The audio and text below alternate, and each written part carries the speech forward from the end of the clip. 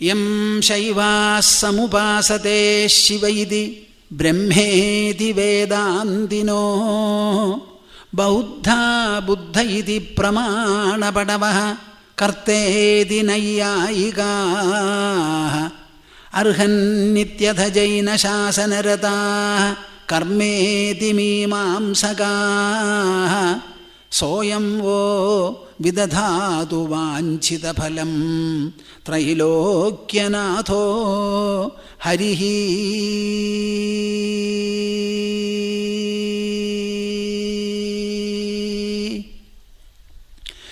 സോയം വോ വിദധാതു വാഞ്ചിതഫലം ത്രൈലോക്യനാഥോ ഹരിഃ.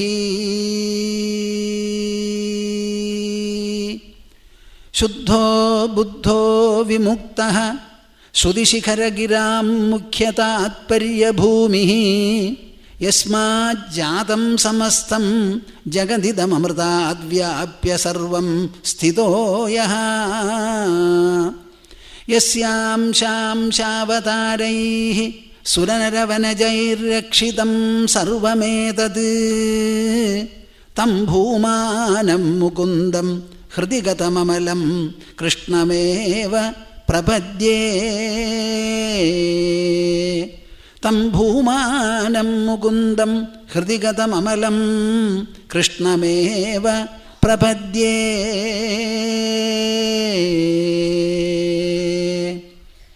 അദ്വൈതബോധാബ്ജസഹസ്രരശ്മിഃ ശാന്തേർലതായാഃ കില കൽപ്പവൃക്ഷഃ സംസാരസന്താപവിനാശചന്ദ്രഃ കൃഷ്ണഃ സദാഹ്ലാദകരോ മമാസ്തു. സംസാരസന്താപവിനാശചന്ദ്രഃ കൃഷ്ണഃ സദാഹ്ലാദകരോ മമാസ്തു.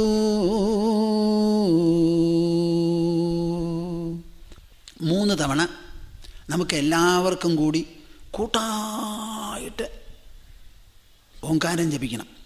അതൊരു തപസ്സാണ്, ഒരനുഷ്ഠാനമാണ്.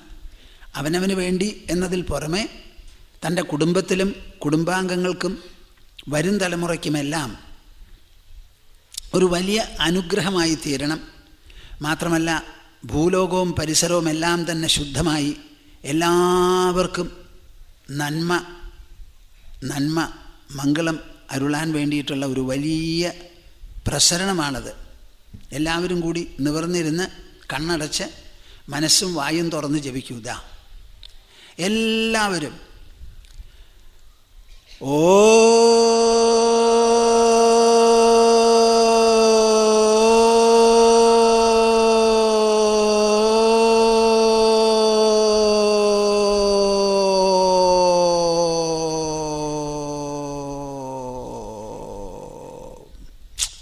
എല്ലാവരും ഒന്നും ആയില്ല. ആരാണിപ്പോൾ ഇത് മടിയന്മാരെന്ന് എങ്ങനെയാ പറയുക? ഇതാ ഓ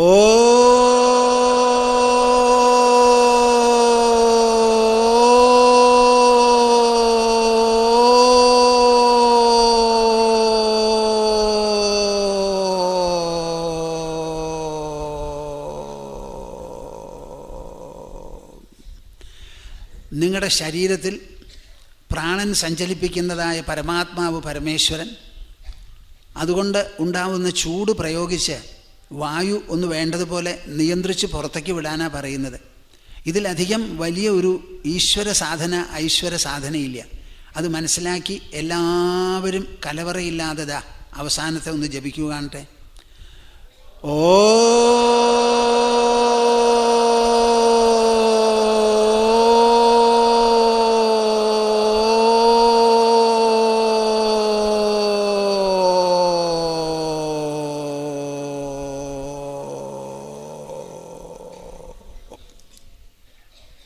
ഹരി ഓം തത്സ്. നവയോഗി സംഭാഷണം, നവയോഗി സംവാദമുണ്ടല്ലോ, ആ സംവാദത്തിൽ നിന്ന് ഒരു ഭാഗമാണ് നാം ഇന്നലെ പറഞ്ഞത്. അങ്ങനെ 9 യോഗികളും സംസാരിച്ചു. ആ ഒരു ഭാഗം അവസാനിച്ചതിന് ശേഷം ശുകമഹർഷി ദ്വാരകയിൽ നടക്കുന്ന സംഭവങ്ങളും ശ്രീകൃഷ്ണൻ്റെ ജീവിതത്തിൻ്റെ പരിസമാപന ഭാഗവും വിവരിക്കുന്നതാണ് രംഗം. ശ്രീശുക ഉവാച ഏവം ഭഗവതാദിഷ്ട യാദവാഃ കുലനന്ദന ഗന്തും കൃതധിയസ്തീർത്ഥം സ്യന്ദനാൻ സമയൂയുജൻ തന്നിരീക്ഷ്യോദ്ധവോ രാജൻ ശ്രുത്വാ ഭഗവതോദിതം ദൃഷ്ട്വാരിഷ്ടാനി ഘോരാണി നിത്യം കൃഷ്ണമനുവ്രതഃ വിവിക്ത ഉപസംഗമ്യ ജഗതാമീശ്വരേശ്വരം പ്രണമ്യ ശിരസാ പാദൗ പ്രാഞ്ജലിസ്തമഭാഷത. ഉദ്ധവൻ ആരാന്ന് നിങ്ങൾക്ക് മനസ്സിലായോ? കൃഷ്ണപരമാത്മാവിൻ്റെ ഏറ്റവും അടുത്തുള്ള ഒരാളാണ്. കൃഷ്ണൻ എവിടെ പോവോ അവിടെയൊക്കെ ഉദ്ധവനെ കൂട്ടിക്കൊണ്ടുപോകും. ഉദ്ധവൻ ഒരു തരത്തിലും കൃഷ്ണപരമാത്മാവ് ചെയ്യുന്ന പ്രവൃത്തികളെയോ അദ്ദേഹത്തിൻ്റെ വാക്കുകളെയോ സംശയബുദ്ധിയാ വീക്ഷിച്ചിട്ടേ ഇല്ല. മാത്രമല്ല, സമയസന്ദർഭങ്ങളിൽ കൃഷ്ണൻ തന്നെ ഉദ്ധവനോട് അഭിപ്രായം ചോദിക്കാറുണ്ട്, എന്താ വേണ്ടേ ഉദ്ധവാന്ന്. അപ്പോൾ സമയോചിതമായ അഭിപ്രായവും പറഞ്ഞു കൊടുക്കും, നിർദ്ദേശവും കൊടുക്കും. ആ നിർദ്ദേശമെല്ലാം കൃഷ്ണൻ അനുസരിച്ചുകൊണ്ടും ഇരുന്നു. അങ്ങനെ ഏറ്റവും അടുപ്പമുള്ള വിശേഷപ്പെട്ട ഒരു ഭക്തനാണ്. സാധാരണ ഭക്തന്മാരെല്ലാം അവരുടെ സ്വാമിയെ, ഈശ്വരനെ ഭജിക്കുന്നവരും ആരാധിക്കുന്നവരും സ്തുതിക്കുന്നവരും, അപ്പം നിങ്ങളൊക്കെ ആണെങ്കിൽ നിവേദ്യാദി സാധനങ്ങൾ സമർപ്പിക്കുന്നവരുമാണ്. ഉദ്ധവനെ സംബന്ധിച്ചിടത്തോളം അങ്ങനെയല്ല. കൃഷ്ണൻ എന്തെല്ലാം വേണമോ ആ കാര്യങ്ങളെല്ലാം ചെയ്തു കൊടുക്കുക, ഒരുക്കുകൂട്ടുക. അദ്ദേഹത്തിൻ്റെ പ്രവൃത്തികളിലും സഞ്ചാരത്തിലും ഉദ്ദേശങ്ങളിലും ലക്ഷ്യങ്ങളിലുമെല്ലാം സഹവർത്തിയായി കൂടെ നിന്ന് സേവനം ചെയ്തുകൊണ്ടിരിക്കുക. ആ ഭക്തിയുടെ നില നിങ്ങൾക്ക് മനസ്സിലായോ? ഭഗവാനെ ഒരു മൂർത്തിയായി വെച്ചു, പൂജിച്ചു, സത്കരിച്ചു, നിവേദിച്ചു, പ്രസാദം തൊട്ടു, പോയി എന്നുള്ളതല്ല. ഭഗവാൻ അവിടെ പ്രത്യക്ഷമായിട്ടുണ്ട്. അദ്ദേഹം പറയുന്നത് കേൾക്കണു, അദ്ദേഹത്തോട് പറയാനുള്ളത് പറയണു. എന്തെങ്കിലും സംവാദമുണ്ടെങ്കിൽ രണ്ടുപേരും ഒരേ മാതിരി മനുഷ്യന്മാരുമാതിരി ഇരുന്ന് സംസാരിക്കണം, വളരെ ഭക്തിയോടുകൂടി. അങ്ങനെ ചെയ്യുന്ന സമയത്ത് ഒരു ക്ഷണത്തിൽ പോലും ഉദ്ധവൻ്റെ മനസ്സിൽ എന്താ കൃഷ്ണൻ ഇങ്ങനെ ചെയ്തത് അല്ലെങ്കിൽ ചെയ്യുന്നത് എന്ന് തോന്നിയിട്ടേ ഇല്ല. കുബ്ജയുടെ ക്ഷണപ്രകാരം അവിടെ പോയി 2 ദിവസം എന്നുള്ളത് 3 ദിവസം താമസിച്ചു. ആ സമയത്ത് ഉദ്ധവനെയാ കൂട്ടിക്കൊണ്ടുപോയത്, വേറെ ഒരാളെയും കൂട്ടിക്കൊണ്ടുപോയില്ല. കൃഷ്ണജീവിതത്തിൽ ഒരു വിശേഷപ്പെട്ട സംഭവമാണത്. ഇപ്പം ഞാനത് വിവരിക്കുന്നില്ല. 125 വയസ്സായി കൃഷ്ണന്. 125 വയസ്സായി. സാധാരണ 120 വയസ്സാണ് മനുഷ്യായുസ്. നമ്മുടെ ഇടയിൽ എത്ര ആൾക്കാർ 120 വയസ്സ് വരെ ഇരിക്കുന്നവരുണ്ട്? നാളെ ഒരു സ്ത്രീയെ ഞാൻ കാണാൻ പോയി. അവരുടെ സഹോദരനും മക്കളും ഒക്കെ ആവശ്യപ്പെട്ടതിൻ്റെ പേരിൽ 103, 104 വയസ്സായിരുന്നു. പാവം, വളരെ കഷ്ടപ്പെട്ടുകൊണ്ടിരുന്നു. എല്ലാവരുടെയും വിചാരം അവർക്ക് വേഗം മോക്ഷം കിട്ടണമെന്നായിരുന്നു. ഇപ്പോൾ അവരില്ല, മോക്ഷമായി. അപ്പോൾ 120 വയസ്സ് വരെ പൂർണ്ണ ആയുസ്സോടുകൂടി ജീവിക്കുക എന്ന് പറഞ്ഞാൽ സാധാരണക്കാർക്ക് എളുപ്പമല്ല കാര്യം. ഇനിയിപ്പോൾ ആരെങ്കിലും ഉണ്ടെങ്കിൽ തന്നെയോ നമ്മുടെ ഇടയിലുള്ളൊരു പറച്ചൽ 60-നപ്പുറം പിറുപിറുപ്പ് എന്നാണ്. 60 കഴിഞ്ഞാൽ പിന്നെ പിറുപിറുക്കാൻ തുടങ്ങി. ഉദ്ദേശമായൊരു കാര്യങ്ങളൊന്നും നടക്കില്ല, മക്കൾ ചെയ്യണ തൊട്ട് പിടിക്കൂല. ചിലപ്പോൾ മക്കൾക്ക് ബുദ്ധി കൂടിയെന്ന് വരും, അത് കണ്ട് ആസ്വദിക്കാനോ കീഴ്വഴങ്ങാനോ അച്ഛനറിയില്ല, അങ്ങനെ ഒരു വിഷമം. അല്ലെങ്കിൽ പറഞ്ഞാൽ കേട്ടില്ല, പല വിധത്തിലുള്ള വിഷമം. ഇവിടെ കൃഷ്ണൻ ഒരു വിഷമവും ഇല്ല. 120 അല്ല, 125 കഴിഞ്ഞു. ഇങ്ങനെ കൃഷ്ണൻ ഭൂലോകത്തിൽ തന്നെ കൂടിയാൽ ഉപരിലോകത്തിലത്തെ സ്ഥിതി എന്താവും? അദ്ദേഹം വിട്ടുപോന്നിട്ടുള്ളതായ ആ കസേരയുണ്ടല്ലോ, ആരും ഇരിക്കാൻ അവിടെ ഇല്ല. അപ്പോൾ ബ്രഹ്മാവ് തന്നെ വന്ന് അനുയായികളോടുകൂടി വന്ന് ദ്വാരകയിൽ ഒരു സമയം നോക്കി അവിടെ വലിയൊരു മെമ്മറാൻഡം സമർപ്പിച്ചു കൃഷ്ണന്. ആ മെമ്മറാൻഡത്തിൽ എന്തായിരുന്നു? അങ്ങ് ധാരാളം കാലം ഇരുന്നു കഴിഞ്ഞു, അങ്ങയുടെ ജീവിതത്തിൻ്റെ ഉദ്ദേശമെല്ലാം നിർവഹിച്ചു കഴിഞ്ഞു, ഇനി വേഗം മടങ്ങി വരണേ, ഞങ്ങളൊക്കെ അനാഥകളാണേ, സനാഥന്മാരാക്കണം ഞങ്ങളെ എന്ന് പറഞ്ഞ് ക്ഷണിച്ചു. അപ്പോൾ കൃഷ്ണൻ പറഞ്ഞു, അങ്ങ് പറയുന്നത് ശരി തന്നെയാണ്, അതുതന്നെയാണ് എൻ്റെയും ഉദ്ദേശം.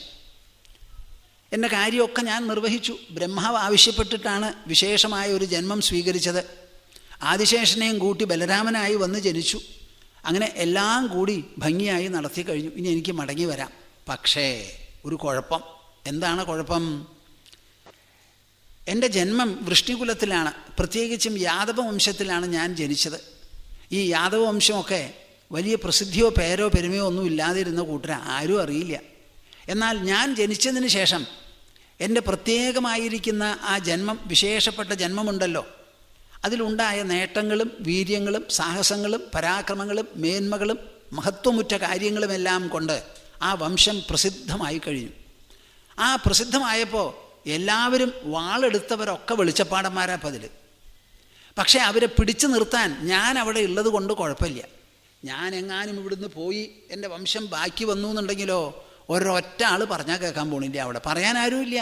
ഇപ്പം എന്നെ ചൊല്ലിയാണല്ലോ ഈ യോഗ്യത മുഴുവൻ ഉണ്ടായിരിക്കുന്നത്. അതുകൊണ്ട് ഞാൻ പറഞ്ഞാൽ കേൾക്കാതെ ഇരിക്കില്ല. ഞാൻ അങ്ങോട്ട് വിട്ടുപോയാൽ കരകവിഞ്ഞൊഴുകുന്നതായ സമുദ്രം പോലെ ഈ വൃഷ്ടികുലത്തിൽ നിന്ന് ആകെ സമാജത്തിന് ബഹുമുഖമായ ഉപദ്രവങ്ങളും കെടുതികളുമാണ് വരിക. അപ്പം സമുദ്രം കരകവിഞ്ഞൊഴുകിയാലത്തെ സ്ഥിതി എന്താ? നാം ഒക്കെ അധിവസിക്കുന്നത് ഭൂമിയിലാണ്, ഭൂപരപ്പിലാണ്. സമുദ്രം അതിനൊരു സഹായമായിട്ട് നിൽക്കണു. എല്ലാ ദുർഗന്ധങ്ങളെയും എടുത്ത് ഒരു വിധത്തിലുള്ള ദുർഗന്ധവും വരാതെ ആ ലവണ ജലാശയത്തിൽ ചെന്ന് പെട്ടാൽ, സമുദ്രത്തിൽ ഉപ്പില്ലാതിരുന്നുവെങ്കിൽ എന്തായിരിക്കും സ്ഥിതി എന്നറിയോ? നമുക്കൊന്നും ജീവിക്കാൻ ഇവിടെ പറ്റില്ല. അപ്പം ലവണം ഒരു ശുദ്ധികരമാണ് ഈ സമുദ്രം. ആ സമുദ്രം കരകവിഞ്ഞ് ഒഴുകി എല്ലാ ദിക്കിലും ഉപ്പുവെള്ളം പരന്നാലോ ഒരു സാധനവും പിന്നെ ഇവിടെ വളരില്ല, സർവ്വം നശിച്ചു പോവും.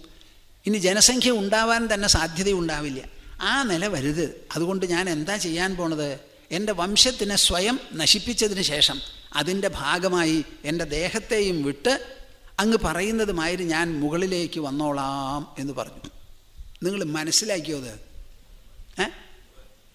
ഇതാണ് കൃഷ്ണനെ പൂർണ്ണാവതാരം എന്ന് പറയുന്നത്. എന്താ ഈ പൂർണ്ണാവതാരം? ഇതാണതിൻ്റെ പൂർണ്ണത. ആരൊക്കെ ഇവിടെ അവതരിച്ചിട്ടുണ്ടോ അവർക്കൊക്കെ ഈ ശരീരം വിട്ടു പോണം. ആ ശരീരം കൊണ്ട് പല നേട്ടങ്ങളും ഉണ്ടാക്കി. പക്ഷേ ആ നേട്ടങ്ങളുടെ പേരിൽ തൻ്റെ സിൽബന്ധികൾ മുഴുവനും വളരെയധികം ഗർവിഷ്ഠനായി സമാജത്തിനെ നശിപ്പിക്കാൻ തയ്യാറായിട്ടാണ് നിൽക്കുന്നത് എന്ന് വന്നാൽ അപ്പോൾ എന്തു ചെയ്യും? ആ സമാജത്തിനെ പരിരക്ഷിക്കാൻ വേണ്ടി തൻ്റെ വംശീയരെ മുഴുവനും നശിപ്പിച്ചു പോകണം എന്നുള്ളൊരു തീരുമാനം കൃഷ്ണൻ്റെ മനസ്സിലുണ്ടായി. ആദ്യമേ മുതൽക്ക് അവസാനം വരെ കൃഷ്ണപരമാത്മാവ് പാടുന്നതും പറയുന്നതും പ്രസംഗിക്കുന്നതും എന്താ? നിസ്സംഗമായിരിക്കണം. ഒട്ടൽ നിങ്ങളുടെ മനസ്സിനെ തീണ്ടരുത്. ഒരു ദിക്കിലും സംഘമായിക്കൂടാ. അത് അമ്മയായാലും അച്ഛനായാലും ഭാര്യ ഭർത്താക്കന്മാരായാലും സന്താനങ്ങളായാലും സ്വജനങ്ങളായാലും എല്ലാവരിലും നിന്ന് മനസ്സ് അകന്നു നിൽക്കണം. ഈ ഒട്ടൽ പാടില്ല എന്ന് പറയുമ്പോൾ നിങ്ങൾ ശരിക്കും മനസ്സിലാക്കുന്നില്ല. അതാണ് ഈ സത്രത്തിൻ്റെ ഉദ്ദേശം. ഒട്ടുക. സംഘം എന്ന് പറഞ്ഞാൽ ഒട്ടലാണ്. ഞാനൊരു ചോദ്യം നിങ്ങളോട് ചോദിച്ചോട്ടെ. നല്ല ചെവിയും നല്ല തലച്ചോറുമുള്ളവരോടാണ് ചോദിക്കുന്നത്. നമ്മുടെ മനസ്സ് എപ്പോഴെങ്കിലും ഒരു കാര്യത്തിൽ ഒട്ടിപ്പിടിക്കുമോ? എന്താ മിണ്ടാതെ? കാറ്റ് ഒട്ടിപ്പിടിക്കുമോ? ആകാശം ഒട്ടിപ്പിടിക്കുമോ? അപ്പോൾ കാറ്റിനേക്കാളും ആകാശത്തേക്കാളും അതിസൂക്ഷ്മമായിരിക്കുന്ന മനസ്സ് ഏതെങ്കിലും ഒരു വസ്തുവിൽ ഒട്ടിപ്പിടിച്ചു എന്ന് പറഞ്ഞാൽ അത് ശരിയാണോ? പിന്നെ എന്തിനാ നിങ്ങൾ ഒട്ടണമെന്ന് പറയണേ? അറിവില്ലായ്മ കൊണ്ട്, അജ്ഞാനം കൊണ്ട്, മോഹം കൊണ്ട്, മൗഢ്യം കൊണ്ട്. പുറമേയുള്ള ഒരു വസ്തുവും നമ്മുടെ ഇന്ദ്രിയങ്ങളിലൂടെ അകത്ത് പ്രവേശിച്ച് മനസ്സിനെ തൊടുന്നുണ്ടോ ഏതെങ്കിലും ഒന്ന്? തൻ്റെ മക്കളും കുട്ടികളും ഒക്കെ പുറത്തിരിക്കുകയാണ്. അവരൊക്കെ ഇരിക്കുന്നത് നാം കണ്ട് സന്തോഷിക്കുന്നതല്ലാതെ ഏതെങ്കിലും ഒരു ഇഷ്ടപ്പെട്ട വസ്തുവോ ഒരു വ്യക്തിയോ നമ്മുടെ ശരീരത്തിലൂടെ മനസ്സിൽ പ്രവേശിച്ച് അവിടെ പതിഞ്ഞങ്ങോട്ട് ഇരിക്കുക ഉണ്ടോ? ഉള്ളതൊക്കെ പുറത്താണ്. നമ്മുടെ മനസ്സിൽ എൻ്റെ ആണെന്നുള്ളൊരു തോന്നലേ ഉള്ളൂ. ഈ തോന്നലിലൂടെയാണ് ഈ ഒട്ടലുണ്ടാവുന്നത്. വാസ്തവത്തിൽ എല്ലാം എൻ്റെയോ അതോ ഞാനടക്കം ഈശ്വരൻ്റെയോ? എന്താ നിങ്ങൾ? എല്ലാം എൻ്റെയോ അതോ ഞാനടക്കം ഈശ്വരൻ്റേതോ? അപ്പം ഞാനടക്കം ഈശ്വരൻ്റേത് എന്നൊരു തോന്നൽ, ഒരറിവ് വന്നു കഴിഞ്ഞാൽ പിന്നെ ഒട്ടുമോ മനസ്സ്? എല്ലാം ഈശ്വരമയം. എല്ലാ സമുദ്രങ്ങളും ഒരേ ജലം, സർവേടവും ഒരേ ആകാശം എന്ന് പറയുന്നത് പോലെ നിർലിപ്തമാകും നമ്മുടെ മനസ്സ്. ഒരു വിധത്തിലുള്ള ലേപനവും അതിലുണ്ടാവില്ല. അപ്പോൾ ഇതാണ് നമ്മൾ മനസ്സിലാക്കേണ്ടത്. അപ്പോൾ നമ്മുടെ കൃഷ്ണൻ എന്ത് ചെയ്തു? എൻ്റെ വംശത്തിലുള്ളവരെയും കൂടി നശിപ്പിച്ച സമാജത്തിൻ്റെ പരിരക്ഷണം ഉറപ്പുവരുത്തി ഞാൻ മടങ്ങി വരാമെന്ന് പറഞ്ഞു. ഇനി ഇവിടെ ദ്വാരകയിൽ ഇനി അധിക കാലം ആരും താമസിക്കരുത്. ഇവിടെ അരിഷ്ടങ്ങൾ ഉണ്ടാവാൻ പോവാണ്. അതുകൊണ്ട് നിങ്ങളെല്ലാവരും ഇവിടുന്ന് പോയി തീർത്ഥത്തിൽ പോയി സ്നാനം ചെയ്യാനും പുണ്യകർമ്മങ്ങളും യാഗങ്ങളും ചെയ്ത് ദാനാദി ധർമ്മങ്ങൾ ചെയ്യൂ എന്ന് പറഞ്ഞപ്പോൾ ഏവം ഭഗവതാദിഷ്ട യാദവാകുലനം തന ഗന്തും കൃതധിയസ്തീർത്ഥം സ്യന്തനാൻ സമയൂയുജൻ. കുതിരകളെയെല്ലാം കൊണ്ടുവന്ന് നല്ല കുതിരകളെ രഥങ്ങളിൽ പൂട്ടി എല്ലാവരും കൂടി തീർത്ഥസ്ഥാനത്തേക്ക് പോകാൻ പുറപ്പെട്ടു. തന്നിരീക്ഷോദ്ധവോ രാജൻ ശ്രുവാ ഭഗവതോദിതം ദൃഷ്ട്വാരിഷ്ടാനി ഘോരാണി നിത്യം കൃഷ്ണമനുവ്രതഃ. എപ്പോഴും കൃഷ്ണൻ്റെ പിന്നാലെ അനുസരിച്ചുകൊണ്ട് പിന്നാലെ പോയിക്കൊണ്ടിരുന്ന ഉദ്ധവനുണ്ടല്ലോ. ഒരു ഭാഗത്ത് കൃഷ്ണൻ പറഞ്ഞതൊക്കെ കേട്ടതിന് ശേഷം ദൃഷ്ട്വാ അരിഷ്ടാനി ഘോരാണി. ദാ ദുശ്ശകുനകളും ഘോരമായിരിക്കുന്ന അരിഷ്ടങ്ങളും വരാൻ തുടങ്ങി. അത് കണ്ടപ്പോൾ പരിഭ്രമം കൂടിയിട്ട് വിവിക്ത ഉപസംഗമ്യ ജഗതാം ഈശ്വരേശ്വരം. വിവിക്തമുപസംഗമ്യ, എല്ലാവരും അങ്ങോട്ടും ഇങ്ങോട്ടും പോയി. കൃഷ്ണൻ അങ്ങനെ ഒതുങ്ങി രാജധാനിയിലൊരു മുറിയിലിരിക്കുകയാണ്, ആരുമില്ല. ആ സമയത്ത് അടുത്ത് ചെന്ന് ആദ്യമായിട്ട് ജഗതാമീശ്വരേശ്വരം, എല്ലാ ജഗത്തിൻ്റെയും ഈശ്വരേശ്വരനായിരിക്കുന്ന കൃഷ്ണപരമാത്മാവിനെ പ്രണമ്യ, നമസ്കരിച്ച്. എങ്ങനെ? ചിലരൊക്കെ നമസ്കരിക്കും, പിന്നെ ചിലർ ഇങ്ങനെയാണ്. പലതരത്തിലാണ് നമസ്കാരം. നല്ല നമസ്കാരം എങ്ങനെയാ? ശിരസാ പ്രണമ്യ, തലയങ്ങോട്ട് കുമ്പിടിപ്പിച്ച് നമസ്കരിച്ച്. പാദവും, അത് കാൽപ്പടങ്ങളിലാണ് നമസ്കരിച്ചത്. എന്നിട്ടോ പ്രാഞ്ജലിസ്തമഭാഷത, കൈകൂപ്പി അങ്ങോട്ട് സംസാരിച്ചു അത്രേ. അപ്പം നമസ്കരിച്ചത് കൊണ്ട് ഉദ്ധവൻ്റെ വിനയം, ഭഗവാനോട് കൃഷ്ണനോടുള്ള സ്വാതന്ത്ര്യം, കൈകൂപ്പി സംസാരിക്കുന്നത് കൊണ്ട് അദ്ദേഹം എത്രത്തോളം കീഴ്വഴക്കത്തോടുകൂടി വിനയാന്വിതനായിട്ടാണ് ചോദിക്കുന്നത്, ഭക്തിയോടുകൂടി എന്നും വ്യക്തമായി. എന്താ ഉദ്ധവൻ പറയണത്? ഇത് വളരെ വിശേഷപ്പെട്ട ഭാഗമാണ്, നിങ്ങളൊക്കെ ഏറ്റുചൊല്ലണം. പക്ഷേ ഏറ്റുചൊല്ലാനുള്ള തൻ്റെടോ മനസ്ഥിതിയോ ഉണ്ടോ നിങ്ങൾക്ക്? ദേവദേവേശ യോഗേശ പുണ്യശ്രവണ കീർത്തന സംഹത്യൈതത് കുലം നൂനം ലോകം സന്ധ്യക്ഷ്യതേ ഭവാൻ വിപ്രശാപം സമർത്ഥോപി പ്രത്യഹന്ന യദീശ്വര. ദേവദേവേശ യോഗേശ. എല്ലാവർക്കും മലയാളം അറിയാമോ? 10 ക്ലാസ് വരെയോ 7 ക്ലാസ് വരെയോ പഠിച്ചിട്ടുണ്ടോ? എന്നാ ഈ ചൊല്ലൂ. ദേവദേവേശ യോഗേശ പുണ്യശ്രവണ കീർത്തന. ദേവദേവേശ യോഗേശ, ദേവദേവേശ യോഗേശ, ദേവദേവേശ യോഗേശ പുണ്യശ്രവണ കീർത്തന, പുണ്യശ്രവണ കീർത്തന. സംഹത്യൈതത് കുലം നൂനം ലോകം സന്ധ്യക്ഷ്യതേ ഭവാൻ വിപ്രശാപം സമർത്ഥോപി പ്രത്യഹന്ന യദീശ്വര. സംഹത്യൈതത് കുലം നൂനം. ഹേ ദേവദേവേശ, യോഗേശ, കേൾക്കാനും കീർത്തിക്കാനും ഏറ്റവും പുണ്യമായിരിക്കുന്ന ഒരു സ്വരൂപം, യശസ്, നേട്ടം, പ്രഭ, പ്രകാശം, ചരിതം എല്ലാമായുള്ളവേ. സംഹൃത്യൈതത് കുലം നൂനം ലോകം സന്ധ്യക്ഷ്യതേ ഭവാൻ. അങ്ങയുടെ കുലത്തിനെ മുഴുവൻ നശിപ്പിച്ച് അങ്ങ് ഈ ലോകത്തെ ഉപേക്ഷിക്കാൻ പോകുകയാണ്. കേൾക്കുന്നുണ്ടോ?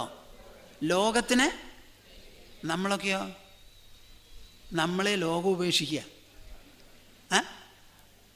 എനിക്ക് ചെയ്യേണ്ടതെല്ലാം ചെയ്തു, നേടേണ്ടതെല്ലാം നേടി, ഞാൻ ആപ്തനകാമനായി, എനിക്ക് സാഫല്യമുണ്ട്, സൗഭാഗ്യമുണ്ട്, ഉൾ മികവായി, ഉൾ നിറവായി, ഉൾ മികവായി, ഉൾ പൂർണ്ണമായി, നാനവാപ്തം അവാപ്തവ്യം, ഇനി എനിക്ക് സമ്പാദിക്കേണ്ടതോ കൊടുക്കേണ്ടതോ ആയിട്ടൊന്നുമില്ല എന്നിങ്ങനെ ആന്തരമായിരിക്കുന്ന ഒരു നിറവും മികവും പൂർണ്ണതയും നേടിയതിന് ശേഷം മതി, ഇനി ഈ ലോകത്തോട് എനിക്കൊരു ബന്ധവുമില്ല, എനിക്കൊന്നും കിട്ടാനില്ല എന്ന് പറഞ്ഞ് രാജകീയമായ രീതിയിൽ നമുക്ക് ഉപേക്ഷിക്കാൻ സാധിക്കണം.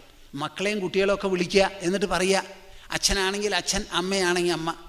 ഇത്രയും കാലം നിങ്ങളെപ്പോലെ കുട്ടികളായിട്ട് ജനിച്ചു, വളർന്നു, കല്യാണം കഴിച്ചു, ഗർഭമായി, പ്രസവിച്ചു, വളർത്തി, കൊണ്ടുവന്നു. നിങ്ങളെയൊക്കെ ഓരോരോ സ്ഥലത്താക്കി കഴിഞ്ഞു. ഇനി എനിക്കിവിടെ ഒന്നുമില്ല.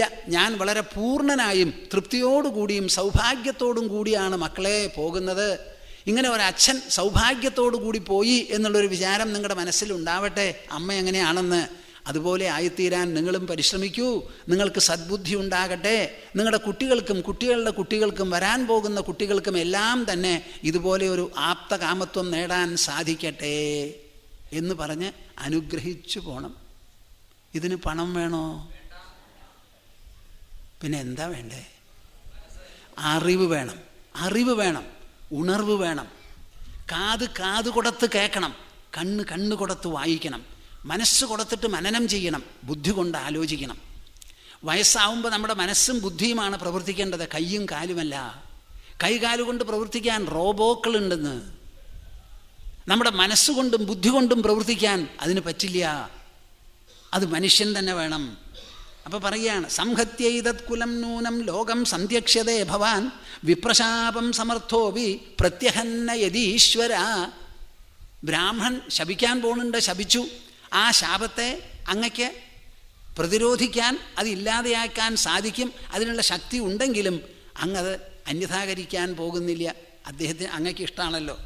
എനിക്കൊരു കാര്യം പറയാണ്ട്, ഇത്രയുമായി അങ്ങ് പോകാൻ തീരുമാനിച്ചാൽ ആ തീരുമാനം മാറ്റാൻ പോകുന്നില്ല, മാറ്റേണ്ട ആവശ്യവുമില്ല. ഇവിടെ നഷ്ടം എനിക്കാണ്. അപ്പോൾ എന്നെപ്പോലെ വിശ്വാസത്തിലും ഭക്തിയിലും സാമീപ്യത്തിലും സാദൃശ്യത്തിലും അനുസരണത്തിലുമെല്ലാം അങ്ങനെ നിറഞ്ഞിരിക്കുന്ന എന്നെപ്പോലെ ഒരു ദാസന് പറയാനുള്ളത് ഇതാണ്. ഈ ശ്ലോകം നിങ്ങളെല്ലാവരും ഏറ്റു ചൊല്ലണം. ചൊല്ലാൻ മടിയുണ്ടോയെന്ന് എനിക്കറിയില്ല. ഭക്തന്മാർ ഭക്തസദസ്സിൽ, പ്രത്യേകിച്ചും ശ്രീമദ് ഭാഗവത ശ്രവണ സദസ്സുണ്ടല്ലോ, കഥന സദസ്സ്, അതിലെപ്പോഴും ഭക്തന്മാർ പറയാൻ ഇഷ്ടപ്പെടുന്ന ശ്ലോകമാണ്. ഞാനിവിടെ തൃശ്ശൂരിലൊക്കെ ഏകാദശ സ്കന്ധം, പ്രത്യേകിച്ചും ഉദ്ധവഗീത എടുക്കുമ്പോൾ തുടങ്ങുമ്പോൾ എല്ലാവരെ കൊണ്ടും പറയിപ്പിക്കുന്ന 2 ശ്ലോകമുണ്ട്. അതിലൊന്നാണത്. നാഹം തവാഘ്രികമലം ക്ഷണാർദ്ധമപി കേശവ ത്യക്തും സമുത്സഹേ നാഥ സ്വധാമനയ മാമപി. നാഹം തവാഘ്രികമലം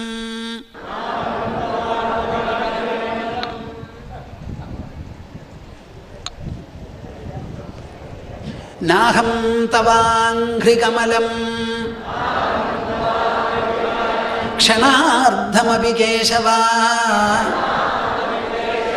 നാഹം തവാഘ്രികമലം ക്ഷണാർദ്ധമപി കേശവ ത്യക്തും സമുത്സഹേ നാഥ സ്വധാമനയ മാമപി. ത്യക്തും സമുത്സഹേ നാഥ ത്യക്തും സമുത്സഹേ നാഥ സ്വധാമനയ മാമപി. അങ്ങ് പോകാൻ തീരുമാനിച്ചു. ആ തീരുമാനം മാറ്റേണ്ട ചോദ്യം വരുന്നില്ല, ഞാനൊട്ട് ആവശ്യപ്പെടുന്നുമില്ല. അപ്പോൾ എനിക്കൊരു കാര്യം പറയാനില്ലേ, അങ്ങയുടെ പാതാരവിന്ദങ്ങളിൽ നിന്ന് അരനിമിഷം പോലും അകന്നിരിക്കാനോ വിസ്മരിച്ചിരിക്കാനോ ശക്തിയില്ല ഈ ഭക്തദാസന്. എന്ത്? നാഹം തവാഘ്രികമലം ക്ഷണാർദ്ധമപി കേശവ ത്യക്തും സമുത്സഹേ നാഥ. ഇത്ര നാളും അങ്ങയുടെ കൂടെ കഴിഞ്ഞു. അങ്ങ് കഴിച്ച ഭക്ഷണം, അതിൻ്റെ ഉച്ഛിഷ്ടമാണ് ഞാൻ കഴിച്ചുകൊണ്ടിരുന്നത്. അങ്ങ് ഉടുത്ത് അഴിച്ചിട്ടിട്ടുള്ള വസ്ത്രം, അതാണ് ഞാൻ ഉടുത്തുകൊണ്ടിരുന്നത്. അത്ര സ്വാതന്ത്ര്യത്തോടും വേണ്ടിയോടും അടുപ്പത്തോടും ആശ്രയബുദ്ധിയോടും സ്നേഹമസൃണതയോടുകൂടിയും ആണ് ഞാൻ ജീവിച്ചത്. അങ്ങനെ ഒരു ഭക്തനുണ്ടല്ലോ, അങ്ങ് പോയി എന്ന് പറഞ്ഞാൽ പടർന്നു കയറിയിട്ടുള്ള ഒരു വള്ളി, ആ മരം മുറിച്ചാൽ എന്തായിരിക്കും അതിൻ്റെ സ്ഥിതി? അതുപോലെ നാഹം തവാഘ്രികമലം ക്ഷണാർദ്ധമപി കേശവ ത്യക്തും സമുത്സഹേ നാഥ സ്വധാമനയ മാമപി. അതുകൊണ്ട് ഒരു വഴിയേ ഉള്ളൂ എൻ്റെ കൃഷ്ണ, അങ്ങ് പോകുന്നിടത്തേക്ക് ഈ ഭക്തനെയും കൂട്ടിക്കൊണ്ടുപോകൂന്ന്. എന്താ നിങ്ങളുടെ മനസ്സിൽ നിന്ന് ഇക്കണ്ട കാലമായിട്ട് ഭഗവാനോട് ഇങ്ങനെ ഒരു പ്രാർത്ഥന വരുന്നുണ്ടോ? എൻ്റെ ഭഗവാനെ, അങ്ങയുടെ സാന്നിധ്യം വിട്ട് അരനിമിഷമെങ്കിലും എനിക്കിരിക്കാൻ വയ്യേ, അതുകൊണ്ട് അങ്ങയുള്ളിടത്തേക്ക് എന്നെ കൂട്ടിക്കൊണ്ടുപോകൂ. വെള്ളം പാലിലൊഴിച്ചാൽ പാലായിത്തീരുന്നത് പോലെ വെള്ളമായിരിക്കുന്ന എൻ്റെ മനസ്സ്, എൻ്റെ ബുദ്ധി, എൻ്റെ ജീവൻ പാലായിരിക്കുന്ന അങ്ങയിൽ ചേർന്ന് എല്ലാം പാലായി അങ്ങനെ പാലുമയം വെണ്മയമായി തീരട്ടെ എന്ന് പറയാറായോ? എന്തേ? എന്തിൻ്റെ കുറവാ? എന്തിൻ്റെ കുറവാണെന്ന്? പണത്തിൻ്റെ കുറവോ, പഠിപ്പിൻ്റെ കുറവോ, എന്തിൻ്റെ കുറവാ? പരിശ്രമത്തിൻ്റെ കുറവോ? ആ തീവ്രതയുടെ ഒരു കുറവാണ്. ഭഗവാൻ ആരാണെന്നുള്ള വിചാരം നമുക്കില്ല. അദ്ദേഹം പരമകല്യാണനിധിയാണ്. ആ ഈശ്വരനെ വിട്ട് ഈ ലോകത്തിന് ഒന്നും തരാനില്ല നമുക്ക്. ഇത് മുഴുവനും ഈശ്വരൻ സങ്കല്പത്തിലൂടെ രചിച്ചതാണ്. ഇവിടെയുള്ള ഭൂമിയാകട്ടെ, ഭൂമിയിൽ നിന്ന് ഖനനം ചെയ്തെടുക്കുന്ന സാധനങ്ങളാകട്ടെ, സ്വർണമോ വെള്ളിയോ പ്ലാറ്റിനമോ എന്തൊക്കെയുണ്ടോ, ഇതൊക്കെ ഈശ്വരൻ സങ്കല്പമാത്രത്താൽ സൃഷ്ടിച്ചതാണ്. ആ സൃഷ്ടിച്ചിട്ടുള്ള വസ്തുക്കളെ വിറ്റിട്ടാണ് ഇവിടെ പണക്കാർ പണമുണ്ടാക്കുന്നത്. അതിൽ കൃഷി ചെയ്തിട്ടാണ് മറ്റൊരു വിഭാഗം പണമുണ്ടാക്കുന്നത്. കറൻസി നോട്ട് കടലാസാണ്, അതിൽ അച്ചടിച്ചിട്ടുള്ളത് മഷിയാണ്, അച്ചടിക്കാൻ ഉപയോഗിച്ചത് മെഷീനാണ്. ഈ സാധനമൊക്കെ ഭൂമിയിൽ നിന്നുണ്ടായോ അതോ വേറെ എവിടുന്നെങ്കിലും ഉണ്ടായോ? അപ്പോൾ ഈ ഭൂമി ഉണ്ടാക്കിയത് ഭഗവാനാണെങ്കിൽ ആ ഭൂമിയുടെ ഉടമസ്ഥനും മുതലാളിയുമായിരിക്കുന്ന ഭഗവാൻ വാസ്തവത്തിൽ ഏറ്റവും വലിയ പണക്കാരനല്ലേ? ആ ഭഗവാന് തരാൻ സാധിക്കാത്തതോ തരുന്നതോ അല്ലാത്തത് വേറെ എന്തെങ്കിലും എവിടെ നിന്നെങ്കിലും കിട്ടുമോ? അങ്ങനെ ഒരു ഭഗവാനെ ആശ്രയിക്കുമ്പോൾ പിന്നെ നിങ്ങളുടെ മനസ്സിനെ അപഹരിക്കാൻ ഈ ലോകത്തിൽ എന്തുണ്ട് കൂട്ടരെ? എന്താണുള്ളത് ഇവിടെ? കൊട്ട തേങ്ങ ഒന്നുമില്ല അവിടെ. ഇത് വെറും കീഴ്ശ്വാസം പോലെ ഒരു സാധനമാണ് ഭഗവാന്റെ മുൻപിൽ. അങ്ങനെ ഒരു വിചാരം നമ്മുടെ മനസ്സിൽ വരണം. നാഹം തവാഘ്രികമലം ക്ഷണാർദ്ധമപി കേശവ ത്യക്തും സമുത്സഹേ നാഥ സ്വധാമനയമാമപി. അങ്ങയുടെ പാർപ്പിടത്തിലേക്ക് എന്നെയും കൊണ്ടുപോകൂ എന്നാണ് പറയുന്നത്. ഭഗവാൻ ഇരിക്കുന്നിടത്തേക്ക് ഞാനും വരാം, എന്നെ കൊണ്ടുപോകാമെന്ന്. കൃഷ്ണൻ ഇതൊരു പൊല്ലാപ്പായില്ലോപ്പാ. നമ്മളൊക്കെ ജനിക്കണത് എവിടുന്നാന്ന് നമുക്കറിയാം. മാതൃഗർഭത്തിൽ നിന്നാണ്. ചിലപ്പോൾ ഇരട്ടക്കുട്ടികളുണ്ടാവും. ഒരു കുട്ടിക്ക് പുറമേ വേറൊരു കുട്ടി. അല്പം മിനിറ്റുകളോ അരമണിക്കൂർ വ്യത്യാസമേ ഉണ്ടാവുള്ളൂ. പക്ഷേ ആരെങ്കിലും ഇവിടെ ശരീരം വിട്ടു പോകുന്ന സമയത്ത് എങ്ങോട്ടാ പോണേ എന്നുള്ളത് വല്ലവർക്കും അറിയോ? നമുക്ക് ഏറ്റവും ഇഷ്ടപ്പെട്ട ആളാ പോയതിന് ശേഷം ഒരു വരിയെങ്കിലും ഞങ്ങൾക്കൊന്ന് എഴുതി അയച്ചൂടെ? അല്ലെങ്കിൽ മൊബൈലിലൊരു ചെറിയ കോളെങ്കിലും തന്നൂടെ, ഇന്ന സ്ഥലത്താണെന്ന് പറഞ്ഞ്? ആരെങ്കിലും ചെയ്തിട്ടുണ്ടോ? അപ്പം നമ്മൾ പോകുന്ന സമയത്ത് എവിടേക്കാണ് പോണേന്ന് ആർക്കും അറിയില്ല. ഇരിക്കുന്നത് മാത്രമേ അറിയുള്ളൂ. വന്നത് എവിടെ നിന്നാണെന്ന് അറിയില്ല, പോകേണ്ടതും പോകുന്നതും എവിടെ നിന്നാണെന്ന് അറിയില്ല. അപ്പം ഞാൻ പോകുമ്പോൾ ഇനി ഉദ്ധവനെയും കൊണ്ടുപോകണമെന്നാണ് ഉദ്ധവൻ പറയുന്നത്. ഇത് വലിയ പൊല്ലാപ്പായില്ലോപ്പാ, ഇതെങ്ങനെയാണ് നടക്കുക?